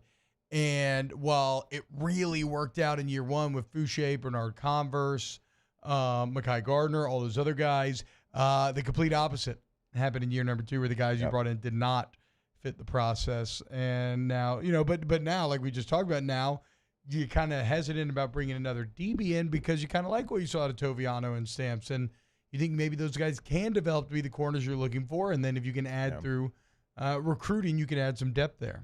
Also, I'm pretty sure that Major Burns has another year of eligibility. Now, I don't know. I don't know where that ends up. I don't know if he takes it. I would assume he would because, obviously he's not a guy that would be drafted incredibly high or drafted at all. Yeah. And maybe he wants to come back. And he's been a 2-year starter. He'd be a 3rd-year starter. And so, maybe you have a veteran like that. But still, I'd like to see some pieces brought in. Major can play. I know that it was an up and down year for everybody on defense, right? But when I see that many people that I know can play look a bit helpless, that's why I'm putting the majority on the coaching. Yeah. And I know there were personnel limitations. We all know this. But, like, there are guys that I know are better than how they looked out there, and I would put Major in that category someone, hey, he did have that pick six against Mizzou. Covered He the did. spread for everybody. He did, dude. and I think you've seen enough good that you would want him to be Yes. back there as Well, many and games also he's in that played, veteran secondary, leader, you know. secondary Beggars can't be choosers. too. Yes, yes. Okay, since you weren't here and I haven't really caught you up because we hadn't had time, we got to take a break because Peter Burns of the SEC Network is joining us when we come back on OTB. Off the Bench with Hester and T-Bob. ESPN Baton Rouge, New Orleans, Alexandria, and 1130 The Tiger. Go to All-Star Toyota of Baton Rouge.com. All-Star Toyota of Baton Rouge.com. I just got my second murdered out mini, man, and it is awesome. But check this out. You always hear me talking about the service department over there at All-Star. Well, how about their body shop, man? We're talking about a lifetime warranty on the work they do. We talking about free estimates, very conveniently located right there off of Airline and Goodwood. Insurance claims are welcome. They got shuttle service. Remember I tell you about that? Yep. You drop your car off, they'll actually bring you wherever you need to go, pick you back up, so there's no need to have to worry about using Ubers or anything, spending more money. If you do need a rental car for longer, you just go hit up Miss Lisa Sessions. They got you. They got factory parts. But the most important part, okay, when you come into the body shop, and this is how you can help support the boys, if you mention OTB, T-Bob, or Hester, any of it, ESPN, you get $100 to put towards your deductible. $100 towards your deductible. Also to Baton Rouge. Our listeners fire off their opinions on the jimsfirearms.net hotline at 499-1045. Keep listening for your next chance to shoot us your thoughts with the jimsfirearms.net hotline on 1045 ESPN Baton Rouge. His name was Cain. He had a horse along the countryside. I saw him ride. One day they found him. Hey, boat owners, check it out. It is the holiday season, which means it's time to buy yourself a gift by taking your boat to the next level with our friends at Front to Back Boat Service. Now is the perfect time to upgrade your boat and get it ready for that warmer weather, whether that's trolling motors, HD sonar, anything and everything. The Sherman family's been at it for 30 years, and Devin's going to take you through 30 more. Find him on Facebook at Front to Back Boat Service or go to fronttobackboatservice.com. There it is, the extra mile, on the border of expected and extraordinary for those willing to go further, like vans customized for work or play, with safety and tech to keep you connected, supported by a 5-star sales, service, and finance team, and backed by the 1-star you know. So go the extra mile. It's never crowded, because so few have what it takes to go there. Mercedes-Benz Vans. The importance of doing this fortified program and offering it to people down here is, number one, the only real chance you're going to get to do this is when you put on a new roof or build new.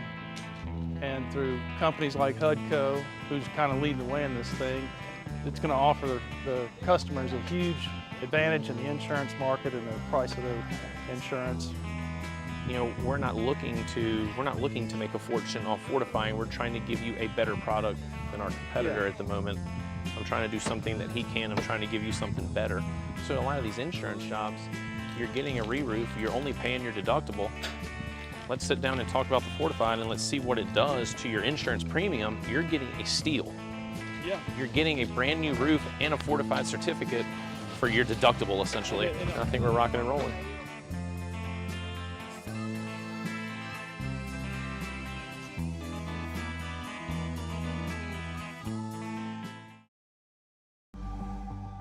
The interior of an Infiniti is thoughtfully designed to be all about you. And by you, we mean every version of you. Because there's luxury you can feel, and there's luxury that lets you feel. Infinitely you. Experience luxury like never before with Infiniti Premium Care, included with the 2023 QX80 at your local retailer.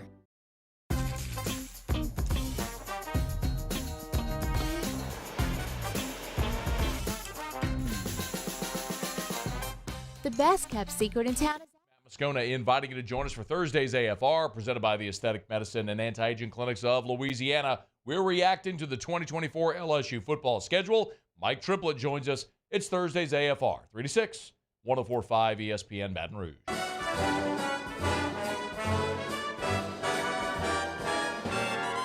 Oh, the weather outside is frightful, but the fire is so delightful. Since we've no place to go, let it snow, let it snow, let it snow. It doesn't show signs of stopping, and I brought some corn for popping. The lights are turned down low. Let it snow, let it snow. All-Star Toyota presents Off the Bench with Hester and T-Bob. ESPN Baton Rouge, New Orleans, Alexandria, and 1130 The Tiger.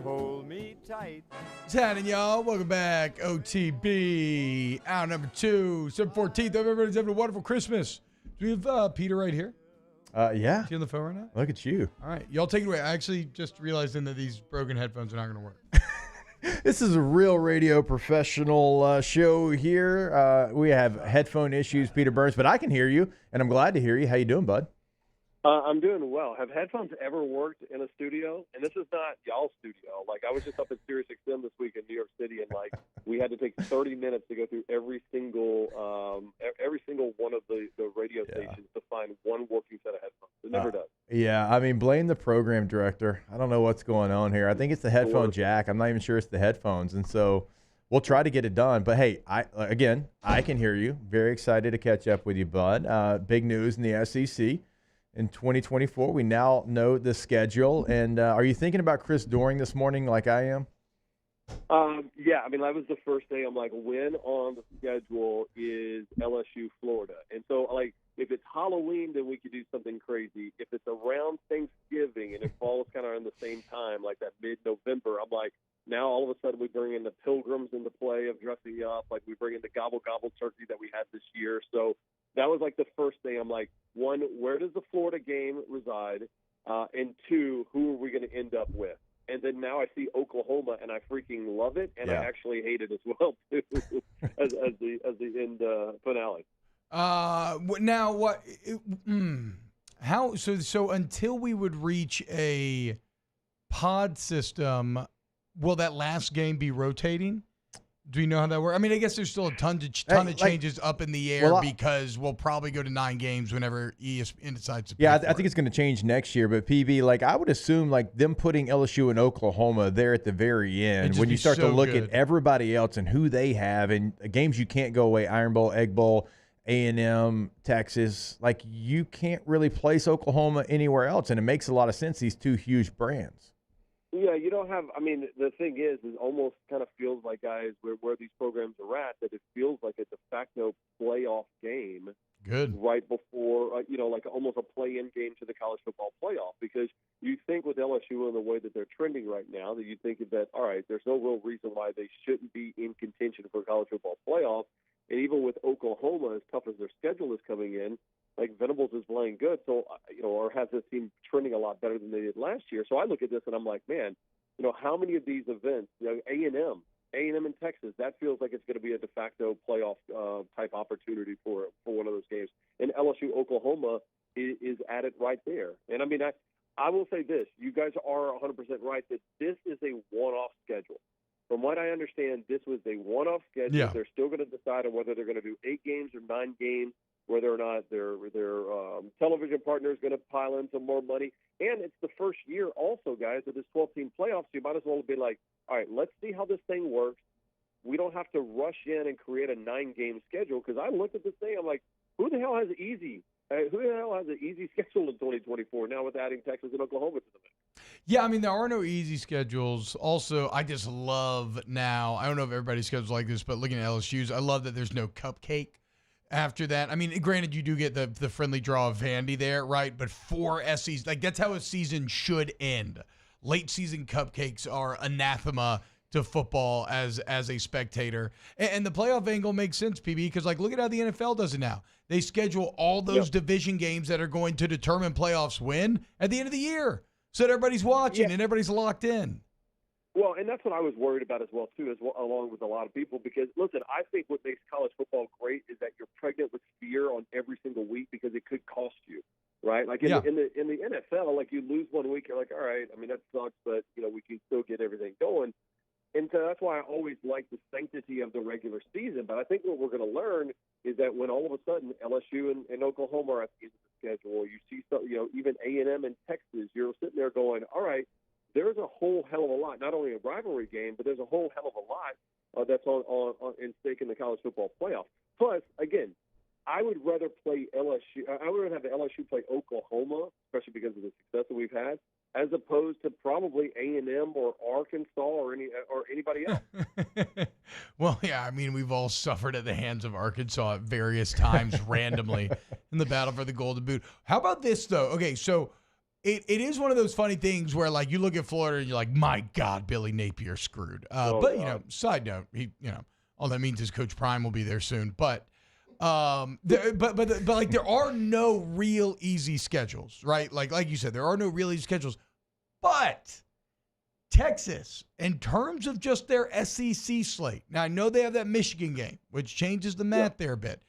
But Texas, I would say, PB, got about as friendly of a draw with the current standing of programs as they could have, especially compared to Oklahoma, right? Like Texas gets Georgia, but then outside of that, Georgia, but you get them in Austin. You get them in Austin, right? And the only problem with that is that you're getting them right after the Texas OU game that week, right? That's fair. Like it's always about like, hey, who do you have coming up this following week? And I mean, that was one of the reasons why I hated the fact that LSU in Florida this year was after the Bama game, is because I'm like, all right, man, listen, that is always such an emotional roller coaster one way. How do you get back on track? And it's going to be the same thing coming up next year, right? I mean, Tigers got Florida right after the Bama game there at Tiger Stadium. So, yeah, I mean, Texas. I mean, I'll flip it on the other side though. I think now we know why A&M decided to move on from Jimbo Fisher in the middle of the season last year, because I think they were worried that A&M was going to have some success at the end of the season, and then they probably had kind of a glimpse of what 2024 schedule was looking at. I mean, guys, that's a pretty easy schedule for A&M. A&M and Ole Miss, I think when you go top to bottom, I mean, Ole Miss should be a college football playoff team next year. If you're going to bring Jackson Dart back, you're bringing Quinshawn back, you're Trey Harris, I guarantee you they're going to add a couple of names to the transfer portal. And you look at their schedule, that's to me is a college football playoff team. Yeah, I do think it's very friendly, PB. Well, as friendly as it can be playing in this SEC portion of it. Now, we did talk about CD. We talked about the Florida game and obviously like the annual bet, which we all look forward to. But I think he might have like done a CD move and taken his shirt off and party too hard from someone in the Birmingham office getting mad at him because Georgia at Texas, LSU, Ole Miss at Florida State to end the year. Those 5 games. I don't know what Doring did. I don't know who he made angry, but Billy Napier might not be the Florida head coach after that run of 5 games. It's tough. I mean, and like I said, that's why it sucked that LSU has to play Florida after the Bama game because of my self-serving bet that I win every single year, including for the College World Series. Thank you. But Florida having to play LSU after Georgia and after Texas. Yeah. I mean, you're talking about 2 college football playoff squads, and oh, by the way, the third week you got to play LSU and then Ole Miss and Florida State. It's tough, man. And I mean, they knew that going in as far as, they were going to have to play Florida State, but they also added Central Florida. They added Miami. They also, I mean, they did not help themselves in some of the non-conference stuff. And I'm a firm believer that there was a bunch of coaches that wanted 9 conference games. And I think now that you're going to see the schedule come out and they're going to play it, a lot of coaches after this year and athletic directors are going to say, now we only want 8. Well, yeah, but that's where it's up to like everything else in college football, the TV partners, right? Like they have to overwhelm. They have to put the money in and say, no, we're getting rid of this. Like eventually this should evolve into all Power 5 schedules now that you have 12 playoff teams, or at least I would hope that it eventually would. So first, PB, answer this question, then I have a follow-up. How many SEC teams do you project will make a 12-team playoff in any given year on average? In any given year, I think it's 4. Okay. I mean, I think you legitimately will have 4. I mean, you could say possibly 5, but I think there's going to be like the NFL. Everybody's going to beat up on each other, and someone's going to be like 13th or 14th in the rankings. So give me 4. So that's exactly where we rated yesterday. 4, maybe 5. So now put on your LSU fandom hat Brian Kelly, you better do this thing. Like, how often do you think, to be considered a success, does Brian Kelly have to have the Tigers in that top 4 and in the playoff? 75% of the time. So that's interesting because that's where we landed initially yesterday as well, pretty much. I think we said like 7 out of 10. But then we looked it up, like what, Jake, over the past 20 years, you would have made it what, 50? About 50%. If you go off a top 11 ranking, because obviously 12th goes to the group of 5, I think even going back to the Nick Saban days, PB, you would have made it about 50% of the time. Which is crazy to think, right? I mean, think about how many good seasons that you have, and you're thinking, well, yeah, I mean, right now it's not as great as it has been, but I mean, I didn't know that it was that low of a neither. number. And I think that's what's going to happen, right? Like in college basketball, it's, hey, did you make the tournament? Yes or no? Yeah. Okay. And then for certain contenders, it's like, hey, did you make the Sweet 16?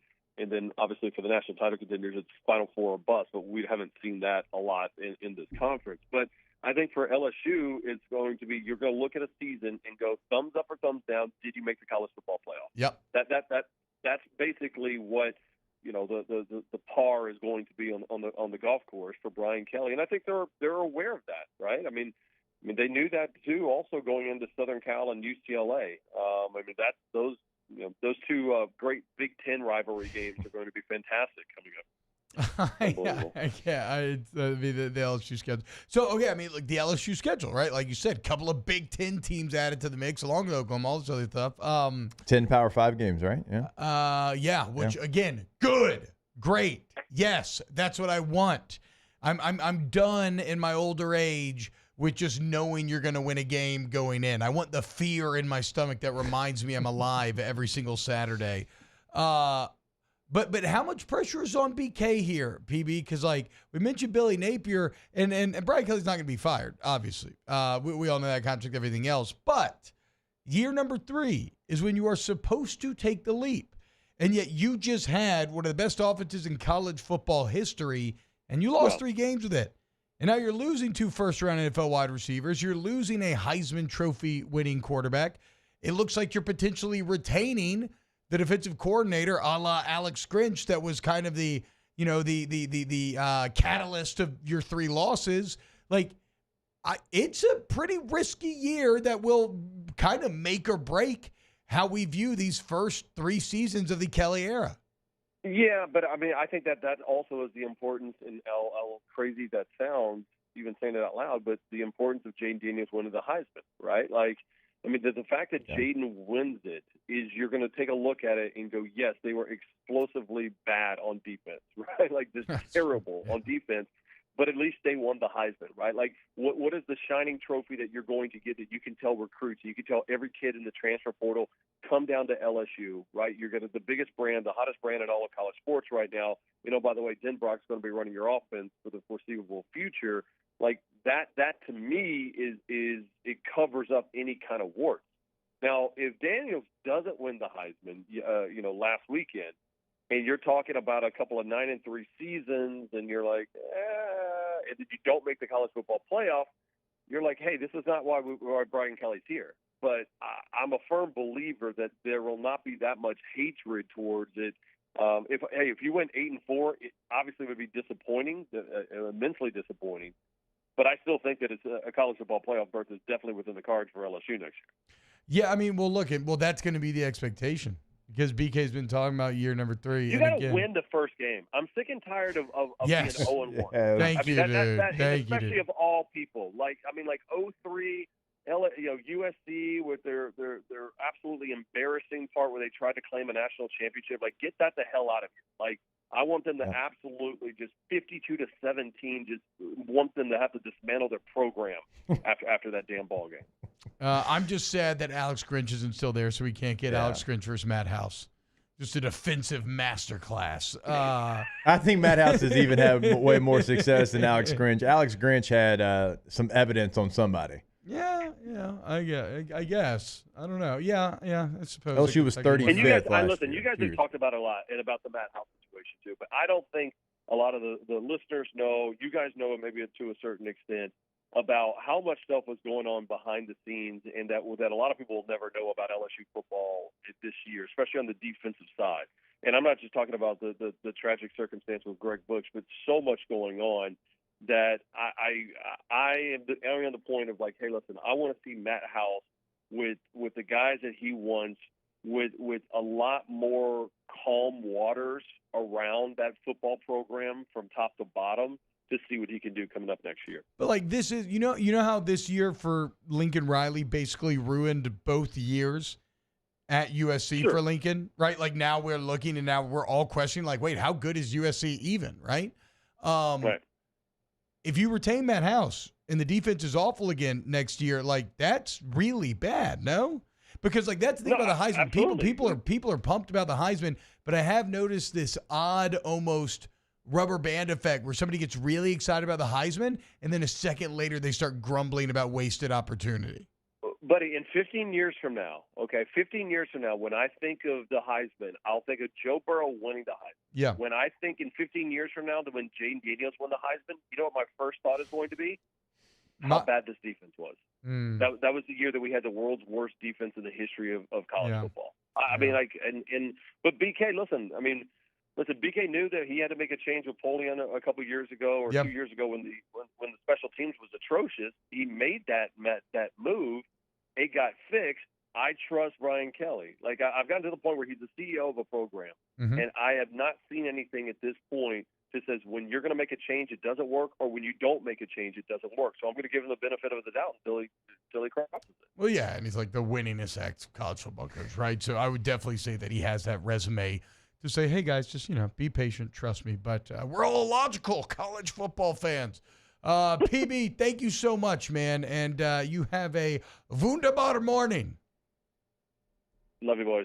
Love you, man. See you, PB. Later. Cortland, why is T-Bob being an overreactive media guy? Are y'all okay, Cortland? So you would just be super Cortland. What would you be typing in the chat if LSU's 8-4 next year? What would you be typing in the chat? And the defense looks bad. Get the hell out of here. Look in the mirror, son. Come on.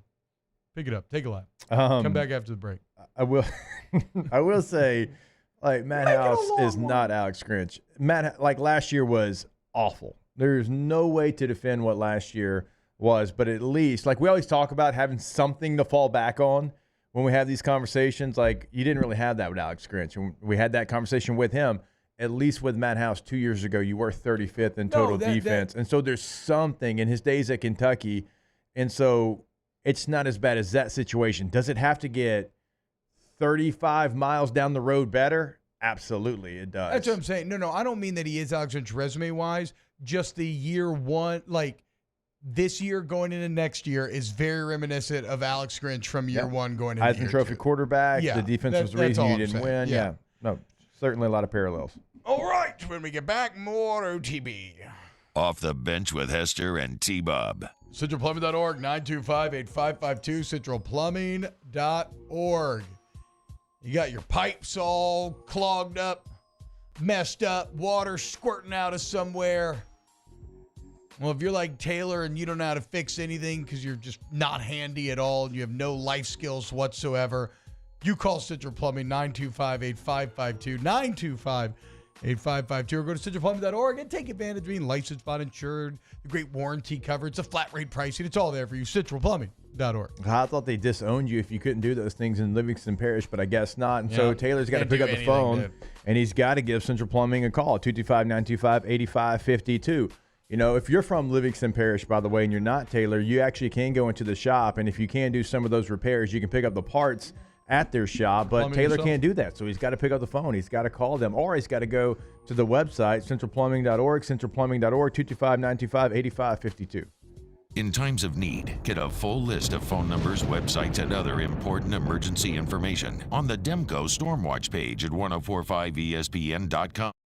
The world's leaders in obesity research, obesity medicine, and obesity science are right here. We're doing something that no one's ever done, or trying to answer a question that no one's ever asked before. Pennington is a real jewel when it comes to research. We are finding the solutions to the world's worst chronic disease, which is obesity. Louisiana needs Pennington Biomedical. Electricity is all around us, and our families depend on it.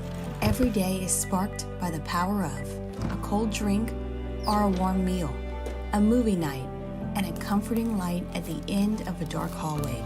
From sunrise to sunset, playtime to bedtime, our team is ready to take care of your electrical needs. Even in the case of an after-hours emergency, the light in your life shines brighter with Mr. Electric.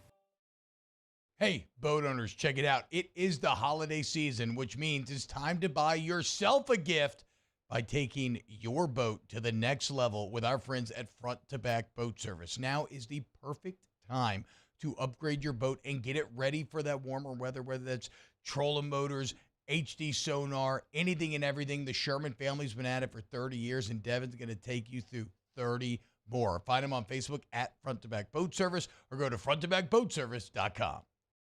Follow us on Twitter at 1045ESPN to cast your vote in the Citizens Bank and Trust poll of the day. Vote daily inside Off the Bench, live at lunch on Palmer. And after further review, Citizens Bank and Trust brings you the poll of the day via Twitter at 1045ESPN.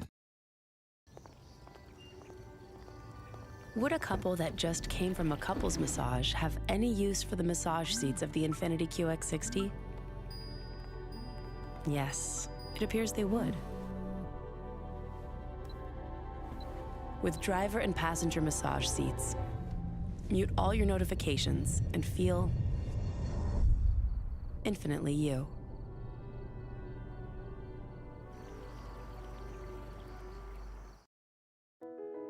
I've been doing business with Luba for 25 years.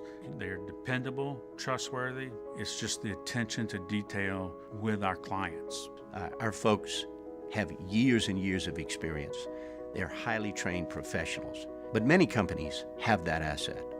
What I'd like to think makes Luba a bit different is that we use those talents in a way that truly is dedicated to serving the needs of the folks who depend on us. At Relief Windows, we're more than windows. We're windows, doors, hardy plank, and vinyl siding. But our number one product is always customer satisfaction. Visit us online. Join us for the Thursday edition of Live at Lunch from Jolie Pearl Oyster Bar and Town Square Pizza, downtown Baton Rouge. Dwayne Colucci will be with us, as well as Matt Humans and Paul Nolan. Live at Lunch, 11 a.m. weekdays on 104.5 ESPN Baton Rouge.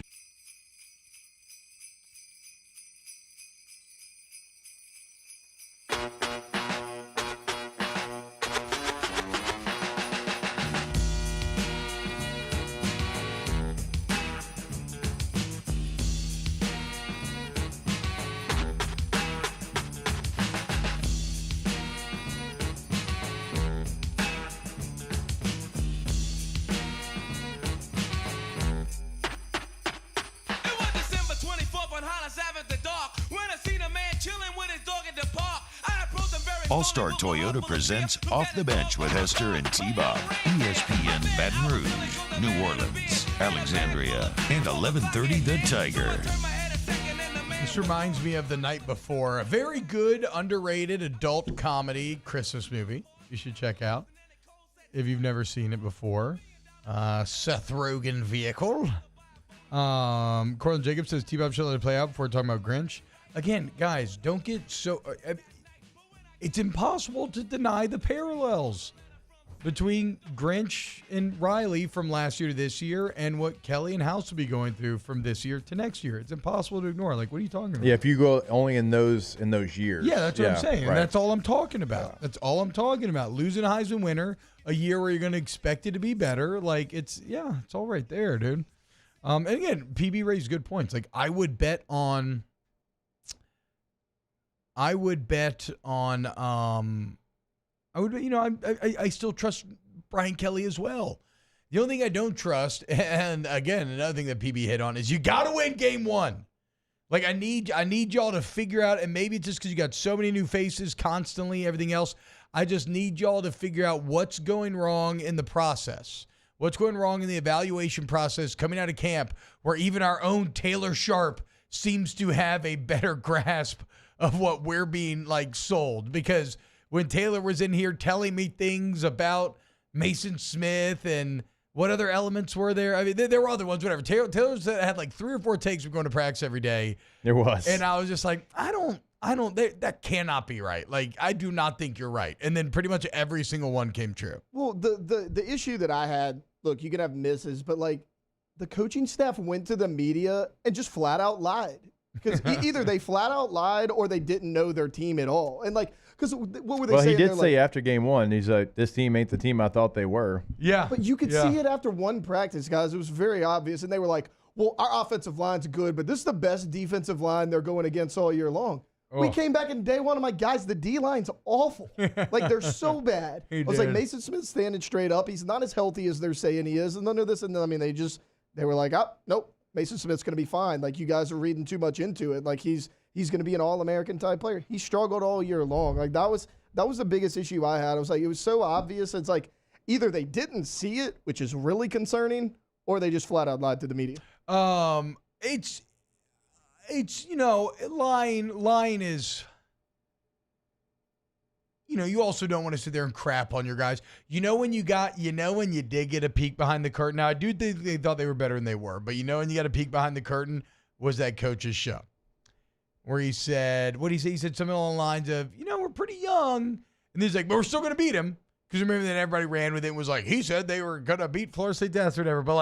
But he had that one kind of insecure line about like, well, we're traveling a lot of freshmen and we're very young in the secondary. But we're still going to go take care of business. Well, and then people forget the offseason. He's like, no, we're a year away. Like he's like, year 3 is going to be the year. He said that at media days. Yeah. On the podium. Again, and I agree, but that's where this becomes weird because it's hard to see that with how this year went and what you're losing. And Cortland is saying that I'm only reading half the conversation because he's saying we don't know that they're going to retain House yet. But Freudian slip. But obviously, if they don't retain him, then none of this plays anyway.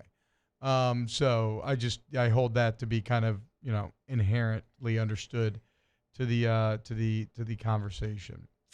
Jim Carrey Grinch is a fever dream I never want to wake up from. Jim Carrey Grinch is fantastic. Really fantastic movie. Ron Howard did an awesome job of bringing Whoville to life. Beautiful sets. Jim Carrey's all of the chaotic Jim Carrey energy that carried The Mask, that carried Liar Liar, that carried Cable Man. It's all on display, and it's all turned up to 11. The weirdest Jim Carrey thing is that he just doesn't show up for years, and then randomly the Sonic movies got him back. Yes. You know what I'm saying? He's just chilling for years. He's painting, doing his thing. And then he's finally like, you know what? I'm going to come back for the Sonic series. Yeah. And it's worked. I mean, those movies kill it, apparently. Make a lot of money, yeah. Oh, don't your boys love it? Yeah, I've had to go see them all. And they're exactly what you think. Jim Carrey looks like Rick Carlisle. He got in a little spat with Giannis Antetokounmpo last night. No, they did. I think Rick Carlisle would look like Jim Carrey. He's more famous. No way. Rick Carlisle is definitely more famous. Jim Carrey, but not by a lot. No, Mario. Whoa, Mario. It's not even absurd. It's not even remotely close. I cover sports every single day, and I barely know who that is. It is not even close how much Jim Carrey. Movie people are just more famous than the majority of athletes, except for superstar soccer players. I always look at it. It's like, let me find someone who's not a sports fan and ask them if they recognize this guy. Good litmus test. Yeah. No one's going to know who Rick Carlisle is if they don't follow sports. Carlisle, right? Coaches of maps. Well, he coaches the Pacers now. Oh, shoot. There you go. The mass coach is Jason Kidd. Cable guy. Did I say Cable Man? That's funny. I mean, we know Cable Man's a really dumb name. But Cable guy. That makes no sense. All right, when we get back, hour 2 of OTB. Off the Bench with Hester and T-Bob. Community Steel Company!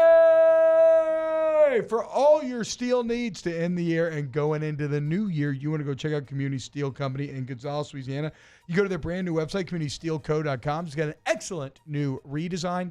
But look, we love local business here on OTB. And the best part of Community Steel is they're disrupting the steel industry because not only is everything built right there in Gonzales, right? So they buy the steel from the wholesaler. And then all your purlin, tubing, steel building needs, sheet metal. It's all made right there on site, which means there's no middleman jacking up the price for the consumer on the back end. You can go see the product, and you get to know the live and local human sales team. They get to know your business, and y'all get to thrive together. CommunitySteelCompany.com. Yeah, go to that website today. Like T-Bob said, it has got a major upgrade there. Great website, but also you can just pick up the phone and give them a call. It is a 225 number because you're talking to somebody in Gonzales, Louisiana, not somebody from out of town. 225-647-2020. Our listeners fire off their opinions on the jimsfirearms.net hotline at 499-1045. Keep listening for your next chance to shoot us your thoughts with the jimsfirearms.net hotline on 1045 ESPN Baton Rouge. Bayou Chrysler Dodge Jeep Ram has $10,000 off MSRP on new 23 Jeep Grand Cherokee, $10,000 off new Jeep Grand Cherokee, and all new Bayou Automotive vehicles come with a 1 million mile warranty. The crew at Bayou Automotive is going to do right by you.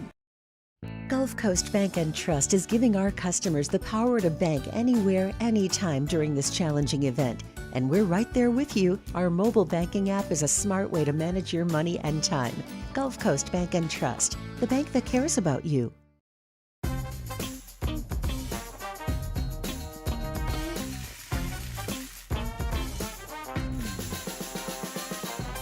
The best kept secret in town is out. Discover Tallulah at the Renaissance Hotel on Bluebonnet. His name was King. He had a horse along the countryside. I saw him ride. One day they found him.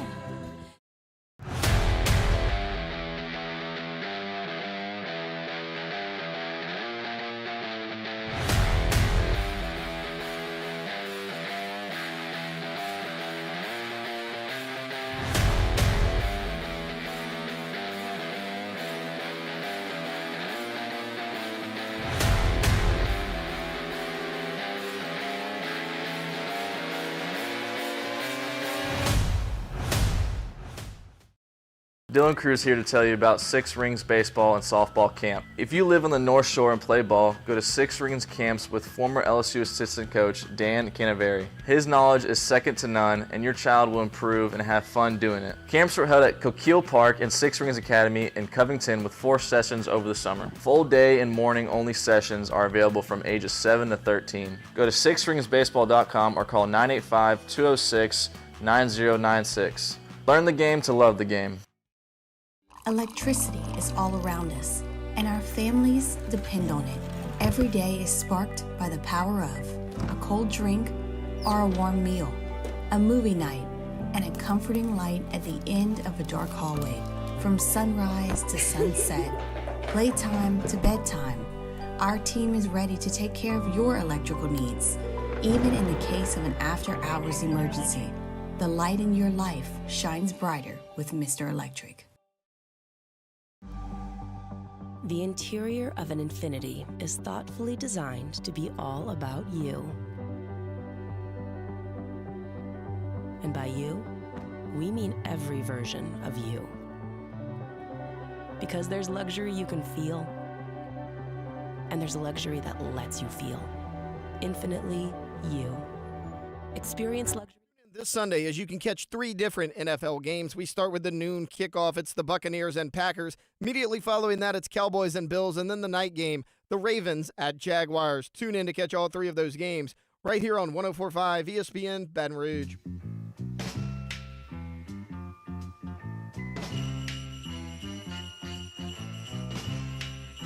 Oh, yeah.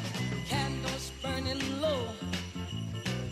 All-Star Toyota presents Off the Bench with Hester and T-Bob. ESPN Baton Rouge, New Orleans, Alexandria, and 1130 The Tiger.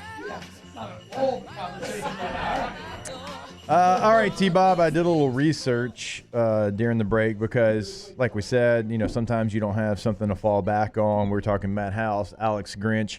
And so Matt House as a defensive coordinator. 2015 at Florida International, 85th in total defense. 2017 at Kentucky, 75th in total defense. 2018 at Kentucky, 6th overall in total defense. 2022 at LSU, 34th overall, and then 2023, 80th overall. So peaks and valleys, ebbs and flows. That did not make me feel that much better, honestly. I see one peak there. Well, 34. I mean, you'll take 34th, I think. I would have taken 34 this last year. Well, this year sure. you win national championship. But I think the 34. expectation at LSU needs to be higher than 34. Yeah, it does. If Georgia's out here top 10, Alabama's out here top 10, LSU needs to be in the top 10 defensively. Yeah, but you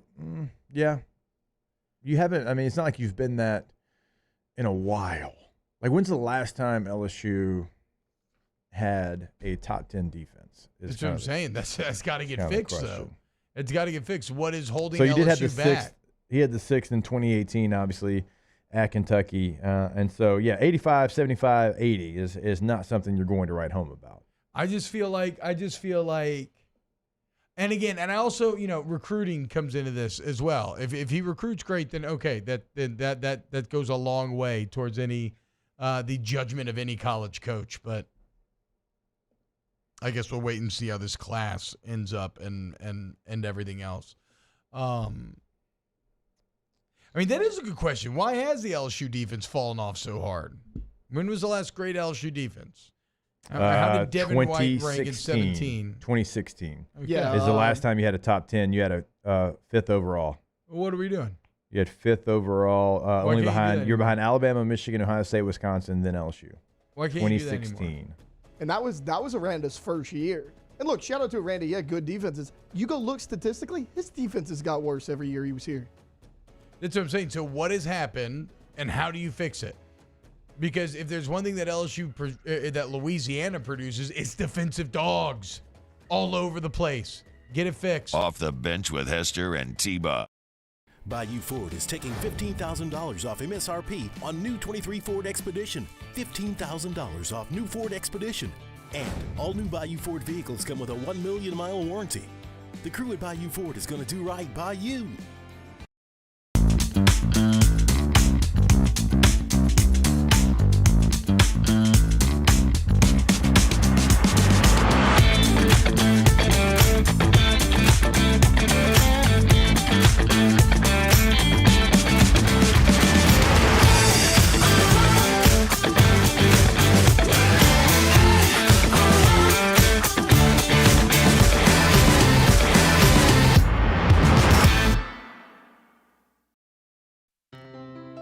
When it comes to ending cancer, we push forward, always working together for you. That's why our cancer experts at Ochsner have clinically integrated with MD Anderson Cancer Center. This means advanced cancer care, including access to life-saving clinical trials and integrating care to treat the whole you.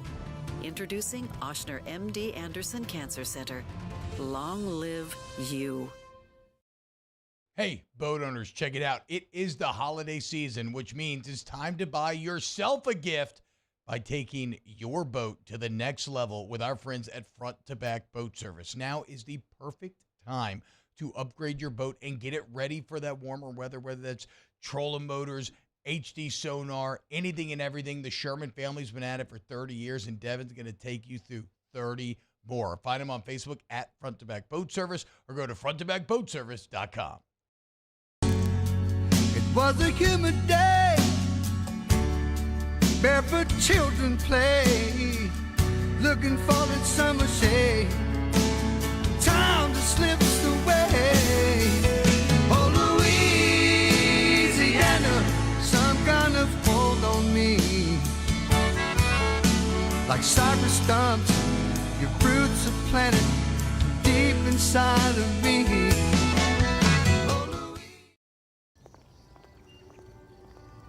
Would a couple that just came from a couples massage have any use for the massage seats of the Infiniti QX60? Yes, it appears they would. With driver and passenger massage seats, mute all your notifications and feel infinitely you.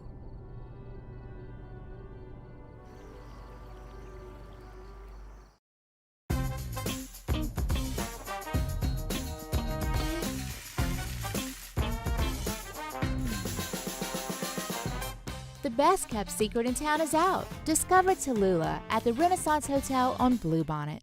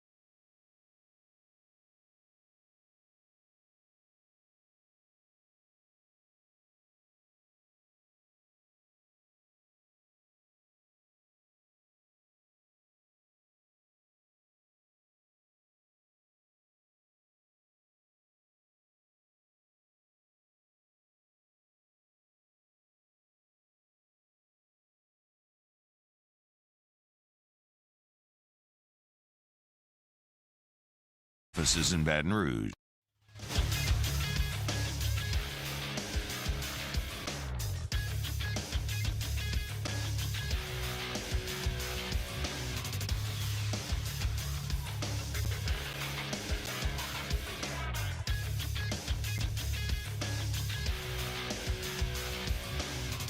Good morning, everybody.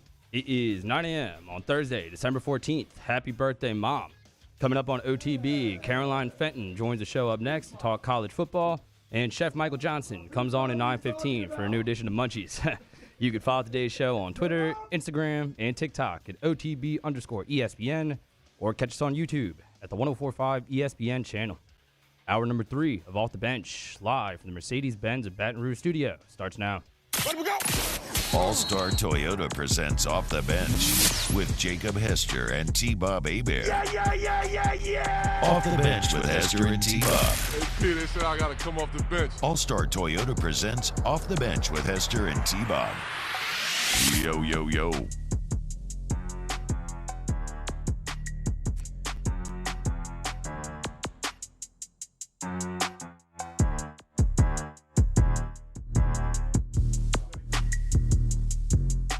What's up, y'all? Welcome in. OTB, hour number 3. We don't have work tomorrow. Let's go, boys. Yes, that's the good stuff. Holiday Christmas party, company Christmas party tonight. Shout out the new program director. Got us off on Friday. You can still catch me at Rouse's tomorrow, 3 to 5, hanging out with my boy John if you want to come out and try to win a gift card or something this holiday season. Or you can listen to Off Campus in an earpiece and also go see T-Bob on Friday at Rouse's during the same time period. It's great. Multitasking at its finest. And please, even if you don't watch it, guys, because I know they're not listening, just go to like youtube.com/watchstadium at like 1:30 every day and just put it on your computer. Yeah, you don't got to just watch leave it on. dude, but just put it on. They were trying to grow. They want to grow it on YouTube a little bit. Like, I would like for the show to get renewed. I don't know if I'm feeling great about it. So just help your boy out a little bit there. Let's go to the phone lines right now. We got a girl, Caroline Fenton, to break down the Vanderbilt 2024 schedule as she is out of Nashville. Caroline, what's up, dog? What's going on? Well, more importantly than the Vanderbilt 2024 schedule, I want to talk about UT. I did not realize that you were a thespian. Yes, I always have been, or at least, well, if we want to get into it, I've always had a deep love of theater and musical theater. And throughout elementary school, I always loved doing all the plays, right? Culminating in my role as Dean Ewell, the dean of the Santa school that was a little old school and didn't want a female Santa until Holly Claus proved me wrong. Now, unfortunately, during junior high... That's a shame. I know, it sucked. But unfortunately, during junior high, football took over. I had to give up my career, and finally now, at 34 years old, nearly 35, I'm back on stage, Purple Dad in the Nutcracker. All my hopes and dreams are coming true. It's awesome. Back where you belong, on the stage, spotlight on you. That's a very Troy Bolton high school musical stuff between fulfilling your dream of playing a sport versus the theater. I'm glad that you got to do both. Wait, you don't know Troy I don't know. Bolton? No, is that Zac Efron? Zac I don't know Efron stands up Troy. High School Musical was right nothing? after my I know, time. I have kids old enough to watch it. Yeah. So, yeah. I always think about the scene from, because this is me and my wife, the scene in Four Christmases when they're doing the nativity scene and Reese Witherspoon just completely clams up and like panics and like stage fright, and then Vince Vaughn's like, "Swaddle this baby." That's pretty accurate to my relationship. Caroline, what's up? How are you excited like the rest of us to be talking some 2024 schedule today? Yeah, ESPN has a masterclass in making anything made for TV. It's like, look at Kirk Herbstreit drink his morning coffee, a 1-hour special that we're going to sell millions of dollars of ads for. And the funny thing is, like, we already knew, I already knew, like, half the schedule. Half of it got leaked. I think the biggest thing is just the opponents. We already knew that. I don't care if they play on November 4th or November 17th. But LSU's schedule is an absolute grind.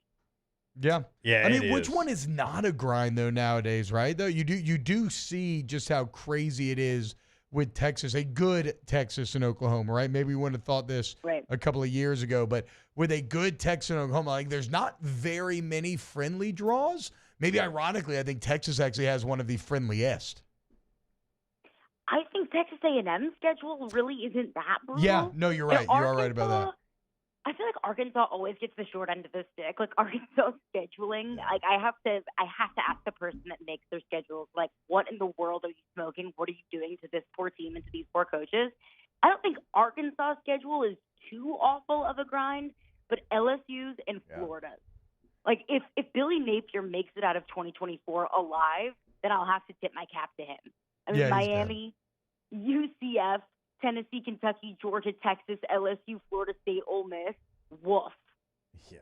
Like, I can understand why someone would want to do that to Florida. Nobody likes Florida, but like for Arkansas, I'm with you. Like, I don't know what they did to hurt anybody. And Oklahoma, too. Like, Oklahoma coming into the league, Caroline, this is with who they have. Of course, they're going to play Texas, but then to end the season against Alabama and at LSU, and even before then at Missouri. Like, I fully expect Eli Drinkwitz to keep the train rolling there in Como.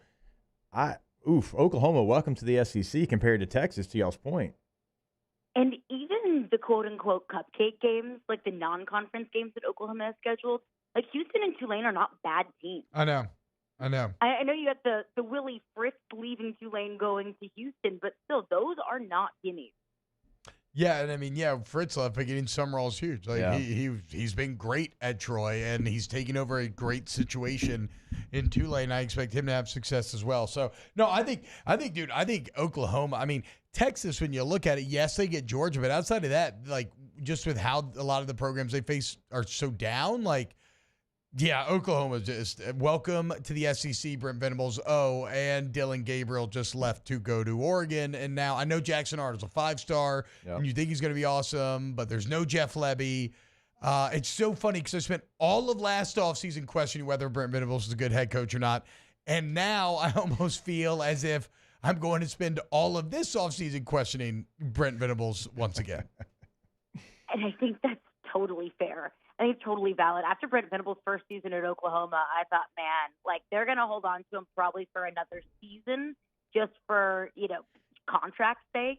But I didn't think Brent Venables was going to be able to survive. So I think this season is going to be very, very telling for Oklahoma. But I think Jackson Arnold is very intriguing. And I think the quarterback situation in the SEC next year is very intriguing. Because we talk a lot about the quarterbacks that are returning. Like, you bring Quinn Ewers into the conference. Carson Beck probably is coming back. You're probably going to have Jalen Milroe. But I think the question marks at quarterback in the SEC next year are even more intriguing than what we do know. Jackson Arnold, what is he going to be? Garrett Nussmeier, assuming he's a starter for LSU. Nico Amaleava at Tennessee, the $8 million 5-star quarterback that we didn't get to see a lot of from Tennessee. So it's also the big time names that we don't really know a lot about to see what they come to fruition as in the SEC in 2024. Caroline, help me out with Tennessee here, because to me, we all know that Billy Napier is probably under the most pressure of anybody from an actual losing the job standpoint. And unfortunately, if he pulls, he feels like a dead man walking. Maybe you would say Sam Pittman as well. Did he hire his eventual interim coach and Bobby Petrino? Well, we'll wait and see. But Heupel's in an interesting spot. I believe in Josh Heupel. I think he's the right guy for Tennessee, and I don't think his job is necessarily too threatened. But I think this bowl game against Iowa is massive for him. There is a huge disparity between 9-4 and 8-5, and that Tennessee collective, the money that they are investing. They need to get back to 10 wins next year, and they need Iamaleava to be great. How much pressure, is there locally right now on the Volunteers and on Josh Heupel? I think last season saved them some time. But if you go from an 11-win season, winning a New Year's Six Bowl, and I know that Clemson wasn't really like the 2018-19 Clemson teams, but it's still beating Clemson in the bowl game. I don't think you can go from 11 wins to 8 wins in one season and call that, we just lost a really good quarterback. That's a really steep drop-off. But still, 2022 saved Josh Heupel some time, rightfully so. I think he just needs to get his guy, his quarterback in.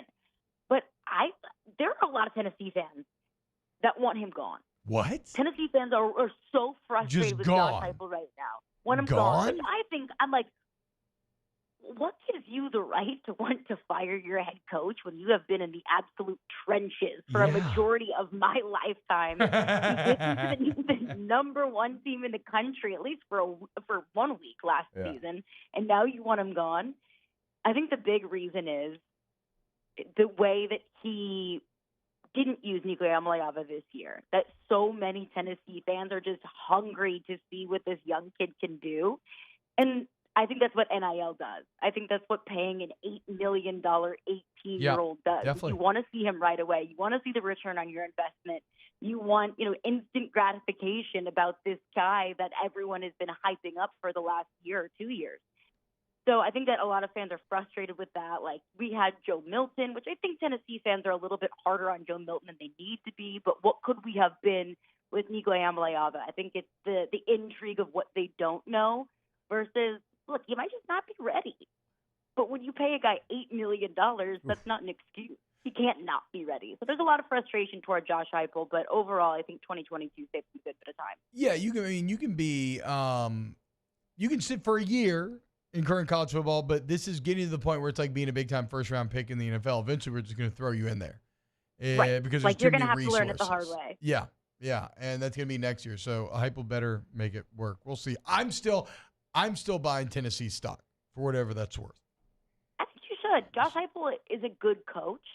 I think we underrated how much Tennessee lost this year.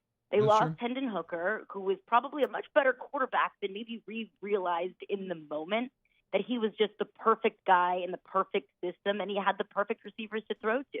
You lose Cedric Tillman and Jalen Hyatt, and you lose your offensive coordinator, Alex Golesh. Yep. And I didn't make a big deal out of losing Alex Golesh because I thought that Josh Heupel was just the offensive coordinator anyway. So any offensive coordinator they bring in is really just kind of a guy to fill a role, and Josh Heupel is taking over all the play-calling duties, which for the most part he is. But I think that you saw a little bit of a drop-off post-Alex Golesh era. Hey, Caroline, I want to ask you about the end of the year next year for LSU as we talk schedule here, because when you were at LSU, it was Texas A&M in that final game. When T-Bob and I were at LSU, it was Arkansas in that final game. And LSU is just not a place that really has a rival. The rival changes. Depending on who you ask, you might get 4 different answers from 4 people. And so Oklahoma so far right now, like, they're slotted at the back end of LSU's schedule. I actually love it. I don't know who else Oklahoma would play. I don't know who else LSU would play, with Texas coming back into the league and taking Texas A&M, and now Arkansas and Missouri makes a lot of sense as well. So what do you think about that initially? And then also, do you think that's something we could see maybe moving on in the future where it's LSU-Oklahoma in rivalry week? I think it absolutely could be LSU-Oklahoma in rivalry week. I love it. I absolutely love it, mostly because I think Oklahoma fans absolutely hate LSU after the Peach Bowl in 2019 when LSU was just running up the score. So I love that this is not just some sort of out-of-nowhere 2 programs with 0 history whatsoever. Like, there's a little bit of hatred there. There's a little bit of tension there. And the fact that LSU doesn't have a rivalry, I do envy Alabama-Auburn in the Iron Bowl. I do envy Ole Miss, Mississippi State in the Egg Bowl. I do envy having that one school, that one team that you just despise. I kind of love that LSU just hates everyone and everyone hates LSU. Yeah. I think that's just kind of what makes LSU so special. And that although there's 1 week a year that you can just, if you're an Alabama fan or an Auburn fan or an Ole Miss fan, Mississippi State fan, Kentucky fan, Louisville fan, whatever, you just focus all of your hate in on that week. Yeah. What makes it fun for LSU is it doesn't matter if it's the week that you're playing A&M, the week you're playing Florida, the week you're playing Auburn, the week you're playing Alabama. Like, of course, there's going to be rivalries every week in the SEC, but when LSU plays those teams every single week, it feels like you're playing a rivalry game. So I do have a little bit of rival envy, but I think this Oklahoma-LSU matchup feels kind of like a natural rivalry. And I think it'll develop into an even bigger one. When Texas A&M and LSU started playing on rivalry week, it felt really forced. But I think naturally and organically, it turned into a really good rivalry. Yeah. The 7 overtime game, the fact that the last, 7-8 years, the home team has won that game. The fact that Coach O was fired and then went out and beat a Texas A&M team that beat Alabama that season. Like, there was some real juice in that rivalry that just kind of came up naturally. I think that'll be the case with Oklahoma as well. Caroline Fenton, catch her middays in Nashville, also on Sirius XM SEC Radio. Caroline, are you hosting today with Aaron? I hosted yesterday with Aaron, so I'm done this week with Aaron. Alas. I think he's got to deal with Dari today. Well, I will not be talking to you later today then. I hope you have a wunderbar holiday season. I'll probably talk to you next week, and you have a great day. All right, you too. Good luck in the Nutcracker tea. Thank you. I'm excited to hear all the reviews. I'm very excited. We'll see. I mean, I know all the headlines will be about the unnamed Purple Party Dad. How could they not be? Right? I mean, it's a huge character. All right, where we get up next, we got Chef Michael Johnson with some munchies. Keep it locked. Off the Bench with Hester and T-Bob. ESPN Baton Rouge, New Orleans, Alexandria, and 1130 The Tiger. In times of need, get a full list of phone numbers, websites, and other important emergency information on the Demco Stormwatch page at 1045ESPN.com.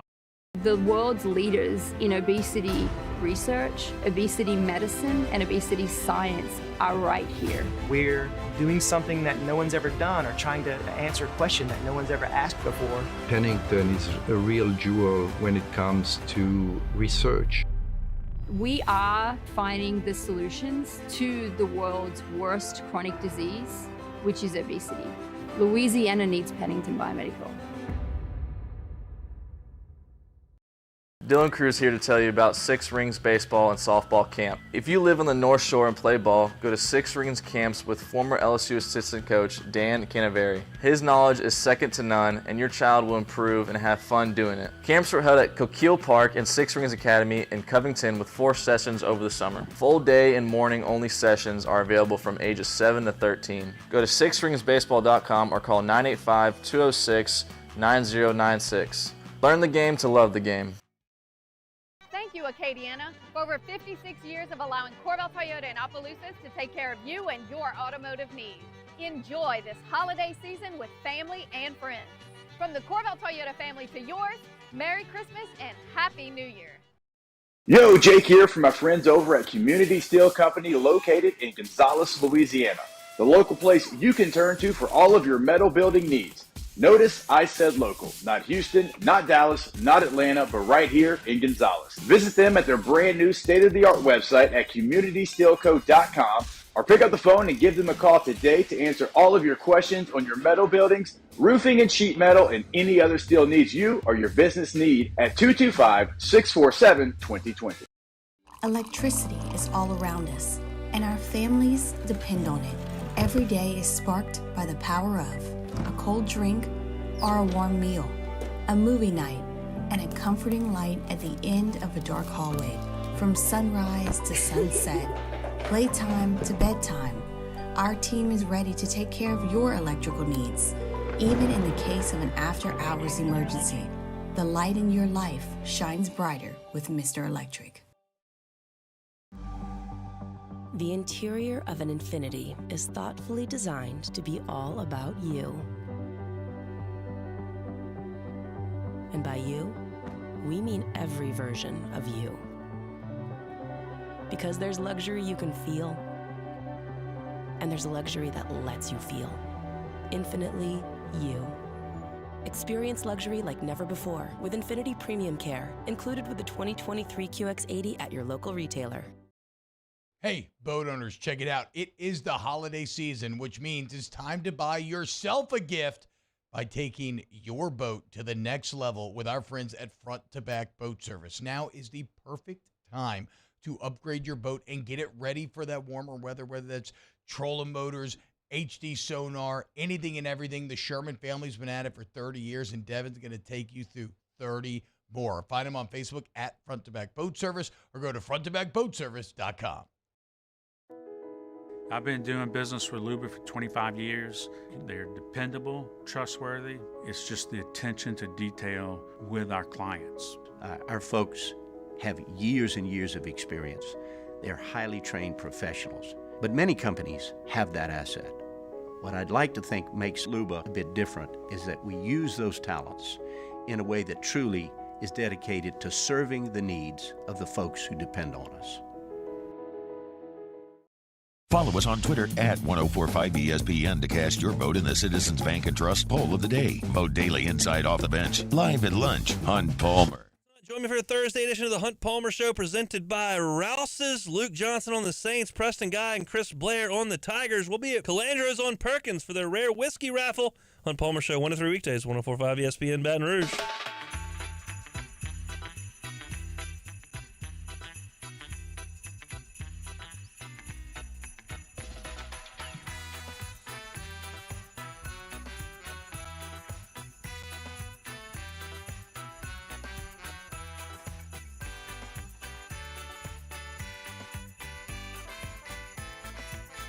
OTB, OT, with Hester and T-Bob on 104.5 ESPN Baton Rouge and 94.7 ESPN Alexandria. It's happening, y'all. Welcome in. It's time for some holiday munchies with our guy, Chef Michael Johnson. A lot of y'all's favorite segment every single week. Get your munchies questions in the chat. Chef, what's up, man? I missed you last week being on vacation. Yeah. I feel like I'm so used to talking to you every week. How you been? I'm good. Yeah, been all good, man? How was your vacation? It was awesome, dude. It was awesome. I love Disney. I think that, theme park food for the most part is trash. Not at the restaurants, right? But little stands. But I think Epcot, and it was like some winter festival thing, I think they do a pretty good job of, I think there's an art to creating small, mass-produced plates that are actually pretty damn tasty. Yeah. And all the different, I felt like they did a pretty good job of that. It was cool. The culture at Disney is incredible. Like when I worked for the Seahawks, we had a Disney collaborator come in and do a class on how they carry out their culture, because it's really amazing what they do. Yeah. I mean, the infrastructure, how they execute, people are always smiling and bubbly, and, they hire to character versus talent, which is something that we do here.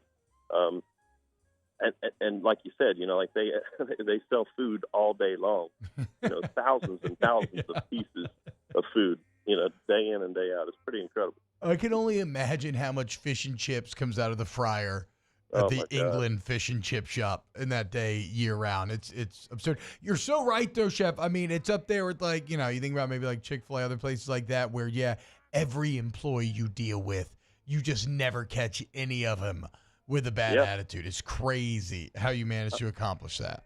Honestly, the chefs and the personnel that work at Disney, once they work there and given, they make it through, they can pretty much go walk into any job that they want to, just with that name on it. Man. Oh, yeah.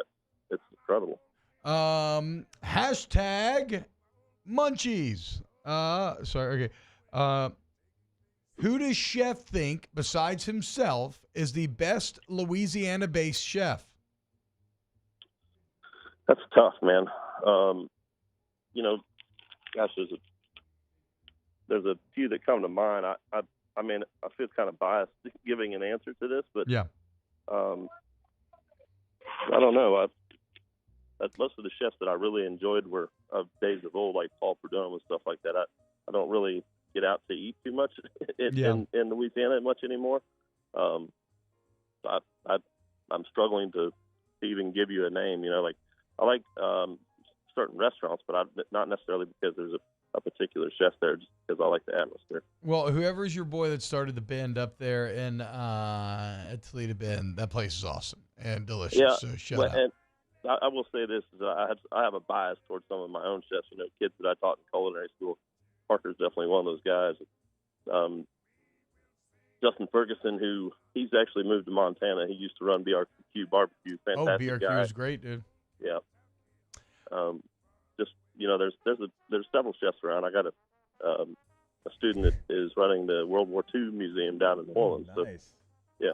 I'm going to be going to Teddy Bear Tea there this Saturday. Always a good time. They get the old World War II song girls out there. Oh, they nice. do the whole thing. The Victory Bells is what they're called. We've gone for a few years now. It's great. Yeah. Hashtag munchies. Chef, so I'm going to be in the Nutcracker on Sunday, and so Pedro asked, what would be your sausage recommendation for T-Bob to use to fill out his Nutcracker costume? Oh, man. Sometimes the things I want to say it just. I mean, we can't go too extreme, right? Like a giant kielbasa or something. We need something more, just maybe a little more than the within the realm of. In it though, it's got to be hot and spicy, like a jalapeno and cheddar, something or other. Like Johnsonville, just like loaded with fat. Yeah. I was thinking Vienna, but Johnsonville. Hey, relax. Hashtag munchies. Wait, let me ask this one. What else can I use lemon pepper seasoning on? And I'm assuming that they want to put it on more than just chicken wings. I don't really use lemon pepper too terribly often just because it's kind of a one-dimensional deal. It's because of that. But I do put it on, like, wings. Excuse me. Put it on wings or put it – sometimes we make, like, our own ranch here, and I like to put a little lemon pepper into that ranch and kind of liven it up. Ooh. I like to put lemon pepper in with other spices so that it's not lemon pepper seasoning, but it has the tartness of lemon and the peppery of pepper, but not necessarily to only that flavor profile. I like to put spice in there, I like to put salt in there, I like to put, we use a lot of like dehydrated vegetables here that black garlic and stuff like that I really like to put it with. Hashtag munchies. I just got 2 bottles of Merlot. What's the best foods that I should pair it with? Merlot's going to be a dry red, right? So it's going to go with dark meats. Like a nice steak, even like if you're into mushrooms or red sauce, like pasta, duck, venison, stuff like that. Hashtag munchies. Best avocado espresso, if I said that correctly. Best avocado espresso and ice cream combo. I've never really had that before, but I can tell you this: is I've had and if you've never experienced this, you really have to try it, T-Bob. It's a beer float. And so when I was in Seattle, we would take, all these boutique beer places up there. My favorite was an Irish stout mixed with chocolate ice cream, and it's the equivalent of a root beer float, but you literally put it into a beer and it richens it up and makes it all creamy and sweet. And I mean, it's you match the ice cream to kind of complement the flavor of the beer. So like a shandy or something like that, you put like a vanilla bean ice cream in with it. Got that vanilla and lemon go well together. T-Bob's language. Is it too extreme? Is it too like heavy on heavy to think about doing some sort of like peanut butter stout with I don't know, like a chocolate ice cream or something? I mean, the only heavy part about it is the fact, like you can only drink 1 or 2 of them before you like need a nap. I'm gonna tell you. Yeah, for sure. That's a one and done. You're not gonna get drunk off all that. You can just kind of maybe start with that and then go to whatever your other beers are gonna be. Yep. Now we gotta go sit down. Hashtag munchies. Do microwaves have a place in professional kitchens? No, I don't own a microwave in my house, and I don't have a microwave in my kitchen. We have a microwave on the dining room floor, but I don't see the worth in it. I think it's abusive of the food. Not even in your house, chef. So there's never a low moment where you're like, I gotta nuke this thing. No, and my kids, they moan at me all the time, man. It's everybody's raised on microwaves now, and I absolutely refuse to mess with it. As long as you're under this roof, that's right. You can follow my rules. When you move out, do whatever you want. Yeah, you know what though? I don't think I use if I'm making a soup, like it's going on the stove. I'm not going to nuke it. I think I'm more of like a toaster oven ninja situation. Almost anything that I'm making. I will reheat. I will reheat in the microwave. I'll reheat leftovers in the microwave, unfortunately. And I have a very weird, almost like you could call it almost not quite a fetish, but like I know it's odd. I specifically like microwaved cold pizza. Don't know why. It gets this awful rubbery texture that appeals to me. Yeah, it sounds awful, actually. Yeah, it does. No, I know. It's like everyone's like, put it in the toaster oven, right? Yeah, no. Chill out. But I mean, I will actually pretty much dip pizza in anything. Like I thought the first time I was at Johnny's and I saw nacho cheese sauce, I was like, what? That's crazy. Yeah. But then I did it. I'm like, oh, I get it now. Ranch dressing? Oh, man. Yes, ranch is incredible. I've gone down the barbecue route a few times. Not great, but it'll play. Basically, Depends on what's on it, yeah. any of your Cajun seasoning, right? It's going to be great. Oh, yeah. Like Tony's, anything like that. Champagnes. Love it. Hashtag munchies. I'm cooking red beans this weekend. How long does Chef soak his red beans before cooking them? And what does he soak them in? 12 hours overnight. And I start with hot water instead of cold water. I rinse my beans to get all the dust and stuff off of them. Put them in warm water so that it kind of helps promote the process. If it's sitting in cold water, everything slows down in cold, right? So if you use warm water, not boiling water, but hot water, it helps that process move along a little bit faster. Once again, the science of Chef's answers always amazes me. Hashtag munchies. Does choice /select /prime matter when smoking anything for 12 plus hours? I think it does, and we actually have a choice or better program because the grass-fed beef, if you go to one of these smaller boutique places, they don't necessarily grade their beef that way because they don't have enough cattle to be able to grade it and be selective of that way. But it's really about the marbling, and if you're smoking, like slow and low, that fat matters. You want your brisket to have a fat cap on it. Yep. Fat cap up, smoking, so that fat melts down through it and keeps it tender. So absolutely. Hashtag munchies, trying to get my toddler to eat more protein. She doesn't chew meat well, but she loves beans. What are the best beans to feed a toddler for protein and nutrition? Yeah, we use a lot of like edamame and yep. Love it. Stuff like that. Lentils. My kids actually really love lentils because they're smaller. They're not as heavy in the mouth. They cook pretty quick. Yeah. I like to try to shoot edamame in my mouth. You know what I'm talking about? Like you gotta squeeze them and just pop them in your mouth from distance.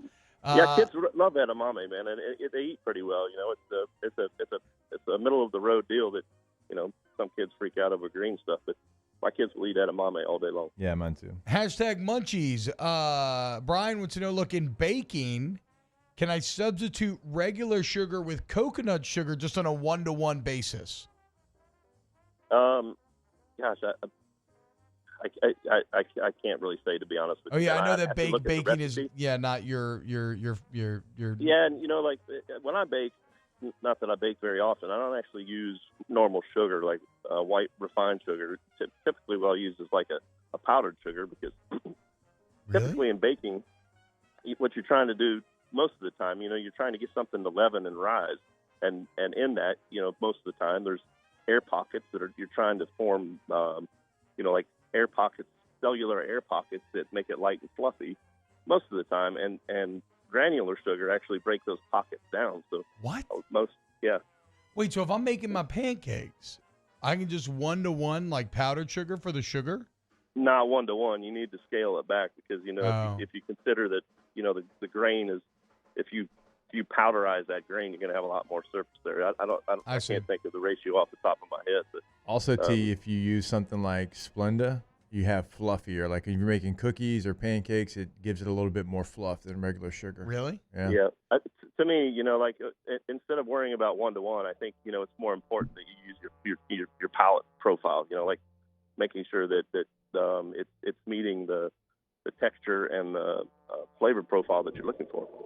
Interesting. I don't know if I'm quite there yet. Chef, have we done a bowl visit, like a bowl site check yet in Tampa? So my executive sous chef is traveling this year, and he is actually doing it virtual this year because it's over the Christmas break. They were going to travel in Christmas Eve and over Christmas, and they decided that they would do it virtually so that nobody's going to miss family on Christmas. Oh, yeah. So. Hashtag munchies. I don't know what this is. Do you use Soylent Green in your cooking? No, not very often, no. Go ahead. Go ahead. No, I was just going to say, we kind of, honestly, a lot of the kids, they're not ready for stranger but more interesting flavor profiles. So we kind of keep our food here simple, that it's approachable, if you will. And then finally, hashtag munchies. This is so random, I got to ask it. Are all bamboo cooking utensils created equally, or do you have a particular brand you like? I don't have a particular brand that I like, but you definitely want to find one that's, heavy, dense, and you see like tight grain structure in there. There are different types of bamboo that make better utensils. Yes, like black bamboo has a super dense fiber, and so if you can find black bamboo utensils, they're super heavy duty. Chef Michael Johnson, executive chef for LSU Athletics, and your favorite segment every single week here on OTB. Chef, we love you, man. Happy holiday season, and we'll talk to you again next week. You guys take care. Take it easy. The legend, Chef Johnson. More OTB coming up next. Off the Bench with Hester and T-Bob. Go to allstartoyotabatonrouge.com, All-Star Toyota of Baton Rouge.com. And like I was just telling you earlier in the show, I'm always talking about the service center over there at All-Star Toyota, right? Well, guess what? This December, we got a great deal for you going on in the body shop. Remember, there's always lifetime warranty on the work. You get free estimates right there off of Airline and Goodwood. Insurance claims are welcome. They got the shuttle service, where they'll drop you off, pick you back up. If it's small, factory parts they got right there. Rental cars on site. Just hit a mislead sessions if it's a longer fix. But here's the most important part. When you go into the body shop, if you mention Jake, T-Bob, Hester, Off the Bench, ESPN, whatever, you get $100 to put towards your deductible, okay? So save some money. Get your vehicle right this Christmas. All-Star Toyota Baton Rouge. What's your nutcracker character? Purple Party Dad. I couldn't think of it. I was trying to get there. If you say that too? Party Bob. If you say Party Bob Purple Pants, you can also get $100 off. Our listeners fire off their opinions on the jimsfirearms.net hotline at 499-1045. Keep listening for your next chance to shoot us your thoughts with the jimsfirearms.net hotline on 1045 ESPN Baton Rouge. There it is, the extra mile, on the border of expected and extraordinary for those willing to go further, like vans customized for work or play, with safety and tech to keep you connected. Supported by a 5-star sales, service, and finance team. And backed by the 1-star you know.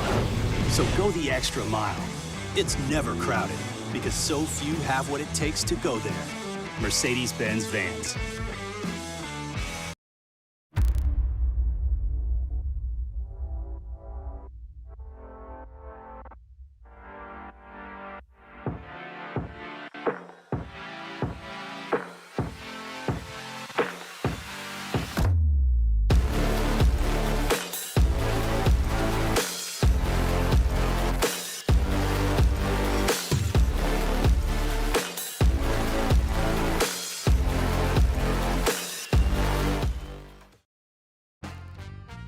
Life in Louisiana is a song. A symphony of sound, colors, and movement.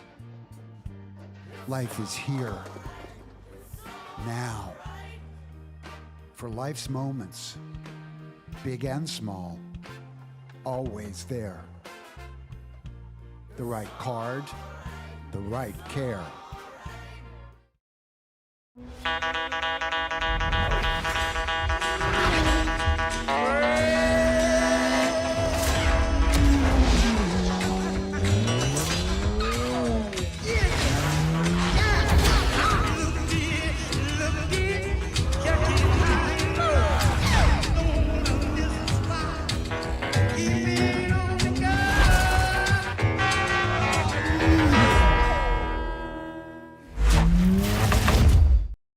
Hey, boat owners, check it out. It is the holiday season, which means it's time to buy yourself a gift by taking your boat to the next level with our friends at Front to Back Boat Service. Now is the perfect time to upgrade your boat and get it ready for that warmer weather, whether that's trolling motors, HD sonar, anything and everything. The Sherman family's been at it for 30 years, and Devin's going to take you through 30 more. Find them on Facebook at Front to Back Boat Service or go to fronttobackboatservice.com.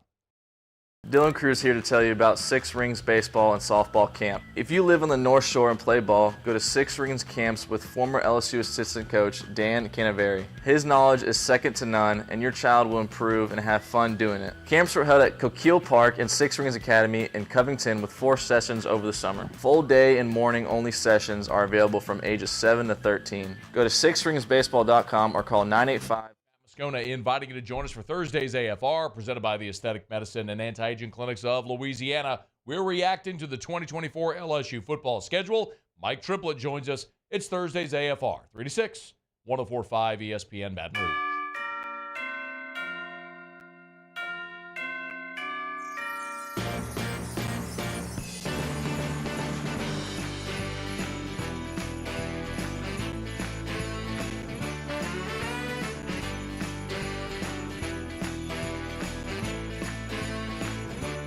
OTB OT with Hester and T-Bob on 104.5 ESPN Baton Rouge and 94.7 ESPN Alexandria. Welcome back, OTB. Hope you're having a great day. Hit the like button if you're watching at youtube.com/1045 ESPN. Talked about DraftKings here in a minute or two. You know what I started watching last night, boys? Not a Christmas movie. But I finally sat down. I was like, damn it. I was going to say Christmas. Die Hard, but then you said not a Christmas movie. And after rehearsal, I don't know if I'm going to break through with I don't know if I'm going to go Die Hard this year, though I generally do every Christmas. The only movie I know I'm watching this year, I'm 1,000% going to watch It's a Wonderful Life. That is my one. I have to watch it once a season, but I might even do that. Hell, I might do that tonight. Now that we don't have work tomorrow, that sounds like a great plan. Go get a fresh bottle of whiskey. Isn't It's a Wonderful Life also the name of that Twilight Zone episode where the little kid has powers and like tortures all the people that are living in the town? Pretty sure it is. Wonderful Life you watching? Anyway. I don't know. I will say if you mention It's a Wonderful Life, nobody's going to mention whatever it is you just talked about. Fair enough. But I've never seen a single Twilight Zone episode in my life. Mary. Oh, I used to watch Twilight, like it used to come on Sci-Fi sometimes late at night. Like I remember watching the one really, really stuck with me, where this dude like loves books and hates people, and his glasses, and nuclear war breaks out, and he's like the only person that's alive, and he's so excited because he no longer has to deal with people. He just gets to read all the books he wants, and then he steps on his glasses and breaks him. And he's blind, and he's like basically blind to them. Like he can't read without his glasses. So it's just this awful, torturous result where he thought he got what he wanted, and now it's just. I mean, Twilight Zone was it Black Mirror? Like a little bit before it became that. I mean, 1,000%. Yes. It's an anthology, like kind of horror, high concept, sci-fi sort of series. Yeah, revolutionary. Give me your 3 non-negotiable Christmas movies you're watching every year. Christmas Vacation, Christmas Story, Die Hard. Probably Elf, Home Alone, and Christmas Story. For me, it's going to be Christmas Vacation, Jingle All the Way. Ooh, that's a good one. And my wife loves Christmas with the Cranks, so we watch that every year. Jingle All the Way is a good. Christmas with the Cranks, really. I don't know what she that likes is. that one. I remember seeing that in theaters in high school and being like, I don't think that was very good. She likes it. No, I'm saying, what do you think about it? Is Family Stone a Christmas movie? Yeah, definitely. Is it in your rotation? I don't. I've seen it, but I don't remember it at all. It was for a while there. I would not put it in my non-negotiable though. It is. I cry. It's a little. I know. Too, it's a little too emotionally heavy. I saw on Real Friends. Yeah. No, Christmas with the Cranks okay. I could take it or leave it. Jingle All the Way is probably my number one. And I've gotten to like that more as I've gotten older. Like I've always watched it. I can appreciate that. My kids, like Katie showed it to the boys a couple years ago, and it's definitely in their rotation now. They love it. I guess the Grinch would be on there too. The Grinch would be on there too. As an adult, it's impossible not to appreciate Phil Hartman's smarmy neighbor too. Yeah. I mean, he's just saying safely under the tree. It's just so. Sinbad's great in it. Yeah. Howard, your wife's cookies are delicious. He goes, I think she's getting out of the shower. You want me to go get her? You're my number one customer. Oh, man, dude. Yes. that movie. God, Arnold is just a classic 90s businessman. Okay, I think It's a Wonderful Life would be number 1 with a bullet. Christmas Vacation would be number 2. God, and then it's tough, man. I think I'm kind of between Elf. I know you love Grinch, too. Grinch, that's what I'm saying. Jingle All the Way. And generally I watch all of these, but I'm trying to think because I'm not going to get to them all this year. I think I got to go Christmas Story. The older I get, the more I like it. I didn't love it as a child. Yeah. I thought it was okay. But now you see that, oh, my God, like the same thing that families were going through in 50 years ago is still like pretty relevant today. And it's cool. So I guess those would be my 3: Vacation, Life, and Story. We watched that the other day, T-Bob. I want to get your thoughts on this. What are your thoughts on the character Randy in the Christmas Story? Little brother? Little brother Randy. Yeah. I don't know. I mean, I guess I don't think about him. Okay, I will say this. Now that I'm a parent, I do kind of appreciate trying to get your kids to eat food, but the snorting pig scene kind of grosses me out a little bit, makes me a little uncomfortable. I can stand Randy. I think the movie would be better without him. Why? Look, he has, but what about when he has all the clothes when on? they cast Randy, they were like, how good are you at whining? And he tried out, and they're like, good, because that's what you're going to do the entire movie. He does do a lot of whining. The entire movie, that's all he does. Oh, Pedro, you might be out of timeout for your bad North Louisiana takes for saying Bad Santa. That's certainly one that is right on the edge of He said getting Bad into Santa was bad? No. He's saying Bad Santa the movie. Oh, okay. Yeah, Bad Santa's awesome. That's what I'm saying. Like, he was in trouble earlier, but now he might be back because he was in timeout. Yeah, he's in timeout earlier. Yeah, Bad Santa's fantastic. Yeah, when he's on his lunch break and the kid comes up to bother him, that's one of the top moments in cinematic history. I mean, my favorite is Bernie Mac talking to Ritter about how you can't fire someone for having sex with thick women in the in the dressing room. But he was in the dressing room. Yeah. Oh yeah. That's right. I saw Jake. I saw the clip. It was like 2 days ago on TikTok when the little kid's in the car with Billy Bob Thornton, and he said something stupid. He's like, "Did someone drop you on your head when you were little?" He goes, "My head?" He goes, "Yes, your head. How the hell are they going to drop you on somebody else's head?" I was dying laughing. To me, it was always the checkers scene where Herm Merman spends forever choosing his move, and then he like triple jumps him, and he smacks him. You effing with me, kid! I yell that at people all the time. R.I.P. Bernie Mac. Yeah, no doubt. God, Bernie Mac show was so good. All right, when we get back, let's close out hour 3 in the show today, and we won't see y'all again until Monday. So let's close out this week, boys. Off the Bench with Hester and T-Bob. Get Gordon and get it done. 4 Christmas is really good, Nookie. Yeah, it is. I agree. Growing on me too. 4 Christmas is Good really movie. solid. Get Gordon, get it done today. Gordon McKernan, injury attorney. Somebody's going to fight for you, get you what you deserve. We'll let Gordon be your Santa. Fighting the insurance company. I guess Santa doesn't really fight anybody. He fights maybe the elements. He fights curmudgeons. Yeah. He fights Scrooges. Mm-hmm. He fights non-believers. Mm-hmm. You know who's pretty curmudgeonly? Big insurance, okay? And that's where Gordon McKernan comes in, and he fights for you. So 225-888-8888. Go follow him on social media at Get Gordon. You go to the website, getgordon.com. We tell you every single day. You can get that consultation set up, that pre-consultation set up on the website. You can find cases they can handle, past client results, all that information on the website, getgordon.com. At getgordon is the handle on all major social media. Area code in Louisiana, followed by 888-8888. Get Gordon and get it done. In times of need, get a full list of phone numbers, websites, and other important emergency information on the Demco Stormwatch page at 1045ESPN.com. There it is, the extra mile, on the border of expected and extraordinary, for those willing to go further, like vans customized for work or play, with safety and tech to keep you connected, supported by a 5-star sales, service, and finance team, and backed by the 1-star you know. So go the extra mile. It's never crowded, because so few have what it takes to go there. Mercedes-Benz Vans.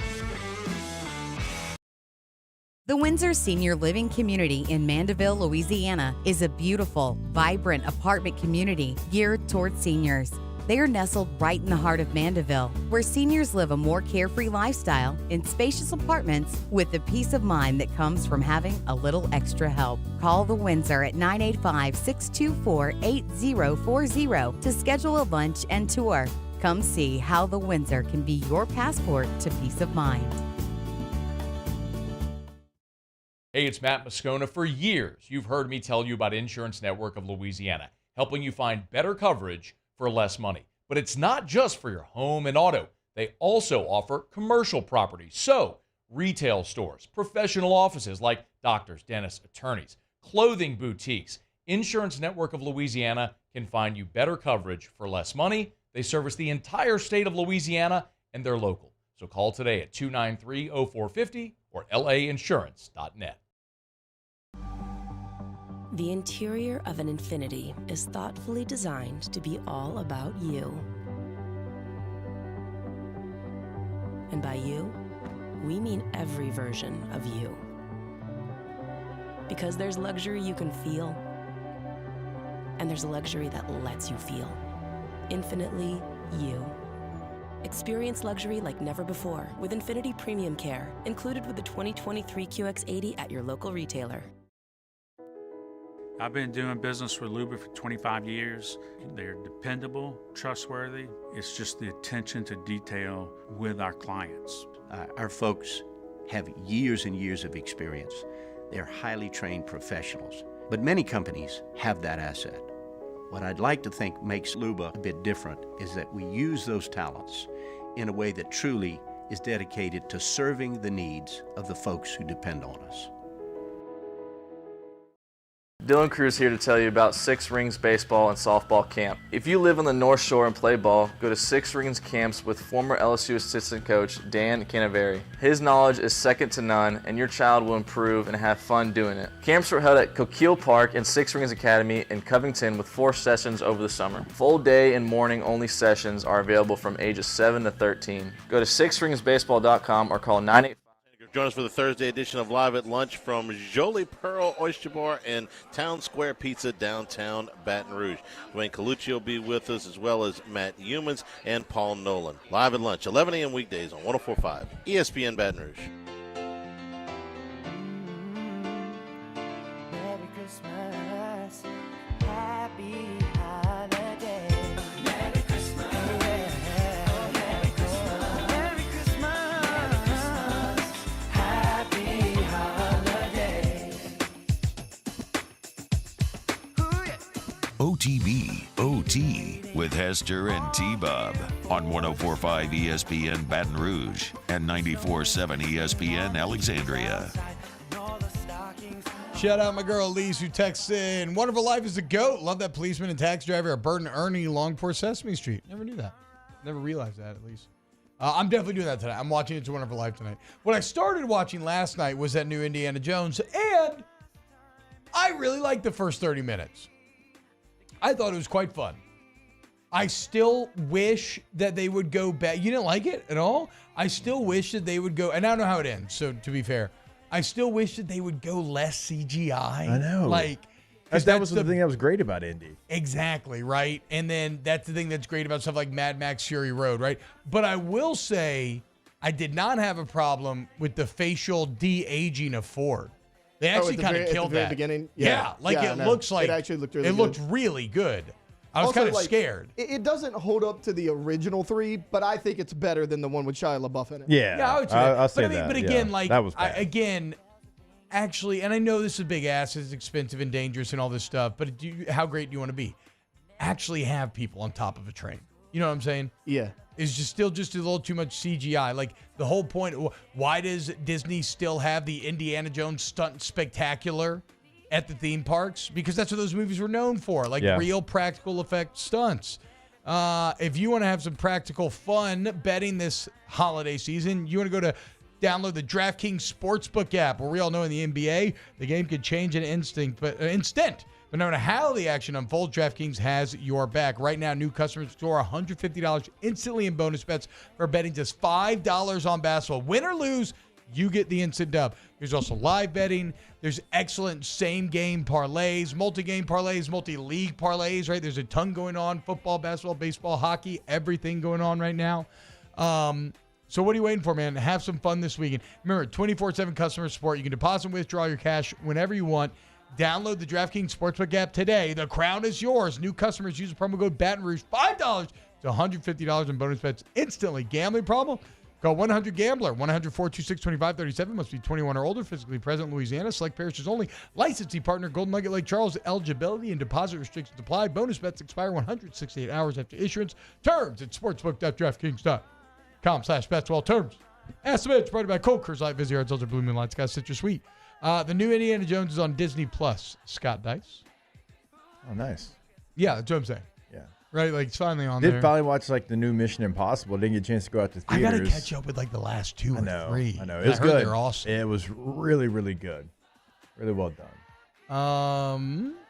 Hashtag Ask the Bench. What are y'all gonna do, boys, tonight? That we get to stay up a little late. The Christmas party. Yeah, Our but company. you know, after the Christmas party. Well, obviously, we're all going I to don't know, man. I don't know. Chilling. I'm definitely watching It's a Wonderful Life. I'm buying a bottle of whiskey just to watch. I may watch some movie. I think Christmas movie might be the move. Since we agree. have some extra time, some extra family time. Some eggnog. What would have happened if Marv and Harry broke into Mario's house? He'd have caught those knives. Off the Shower bench with shotgun for Hester me. and T-Bob. Hey, you break into Mario's house and Taylor looking so ridiculous as Jigsaw and that tiny little tricycle rolls in. Oh, he said shower shotgun too. I mean, I forgot about that. Yeah, that's right. Behind the door. It fits. I mean, Just it's like there. Big Jake, John Wayne movie. It's there. Patient Plus Urgent Care, PatientPlusUC.com. Patient Plus, no, Pappy tonight, Greg. Something more simple. But Patient Plus, where you will see the difference right when you see the building. You're going to be blown away. Then you're going to go inside the building. You're going to see like the digital profile system and everything, how easy it is to sign in right there, a couple tippy taps on your phone. The privacy of the rooms, the technology, everything is just top tier, top to bottom, okay? So you need to get right this holiday season. I know it's going around. Go to Patient Plus Urgent Care. There's going to be a location that's convenient for you in the Baton Rouge area. Find those locations, PatientPlusUC.com. Walk-ins always welcome, PatientPlusUC.com. Get in and get better. Thank you, Acadiana, for over 56 years of allowing Corvell Toyota in Opelousas to take care of you and your automotive needs. Enjoy this holiday season with family and friends. From the Corvell Toyota family to yours, Merry Christmas and Happy New Year. Gulf Coast Bank and Trust is giving our customers the power to bank anywhere, anytime during this challenging event. And we're right there with you. Our mobile banking app is a smart way to manage your money and time. Gulf Coast Bank and Trust, the bank that cares about you. The importance of doing this fortified program and offering it to people down here is, number one, the only real chance you're going to get to do this is when you put on a new roof or build new. And through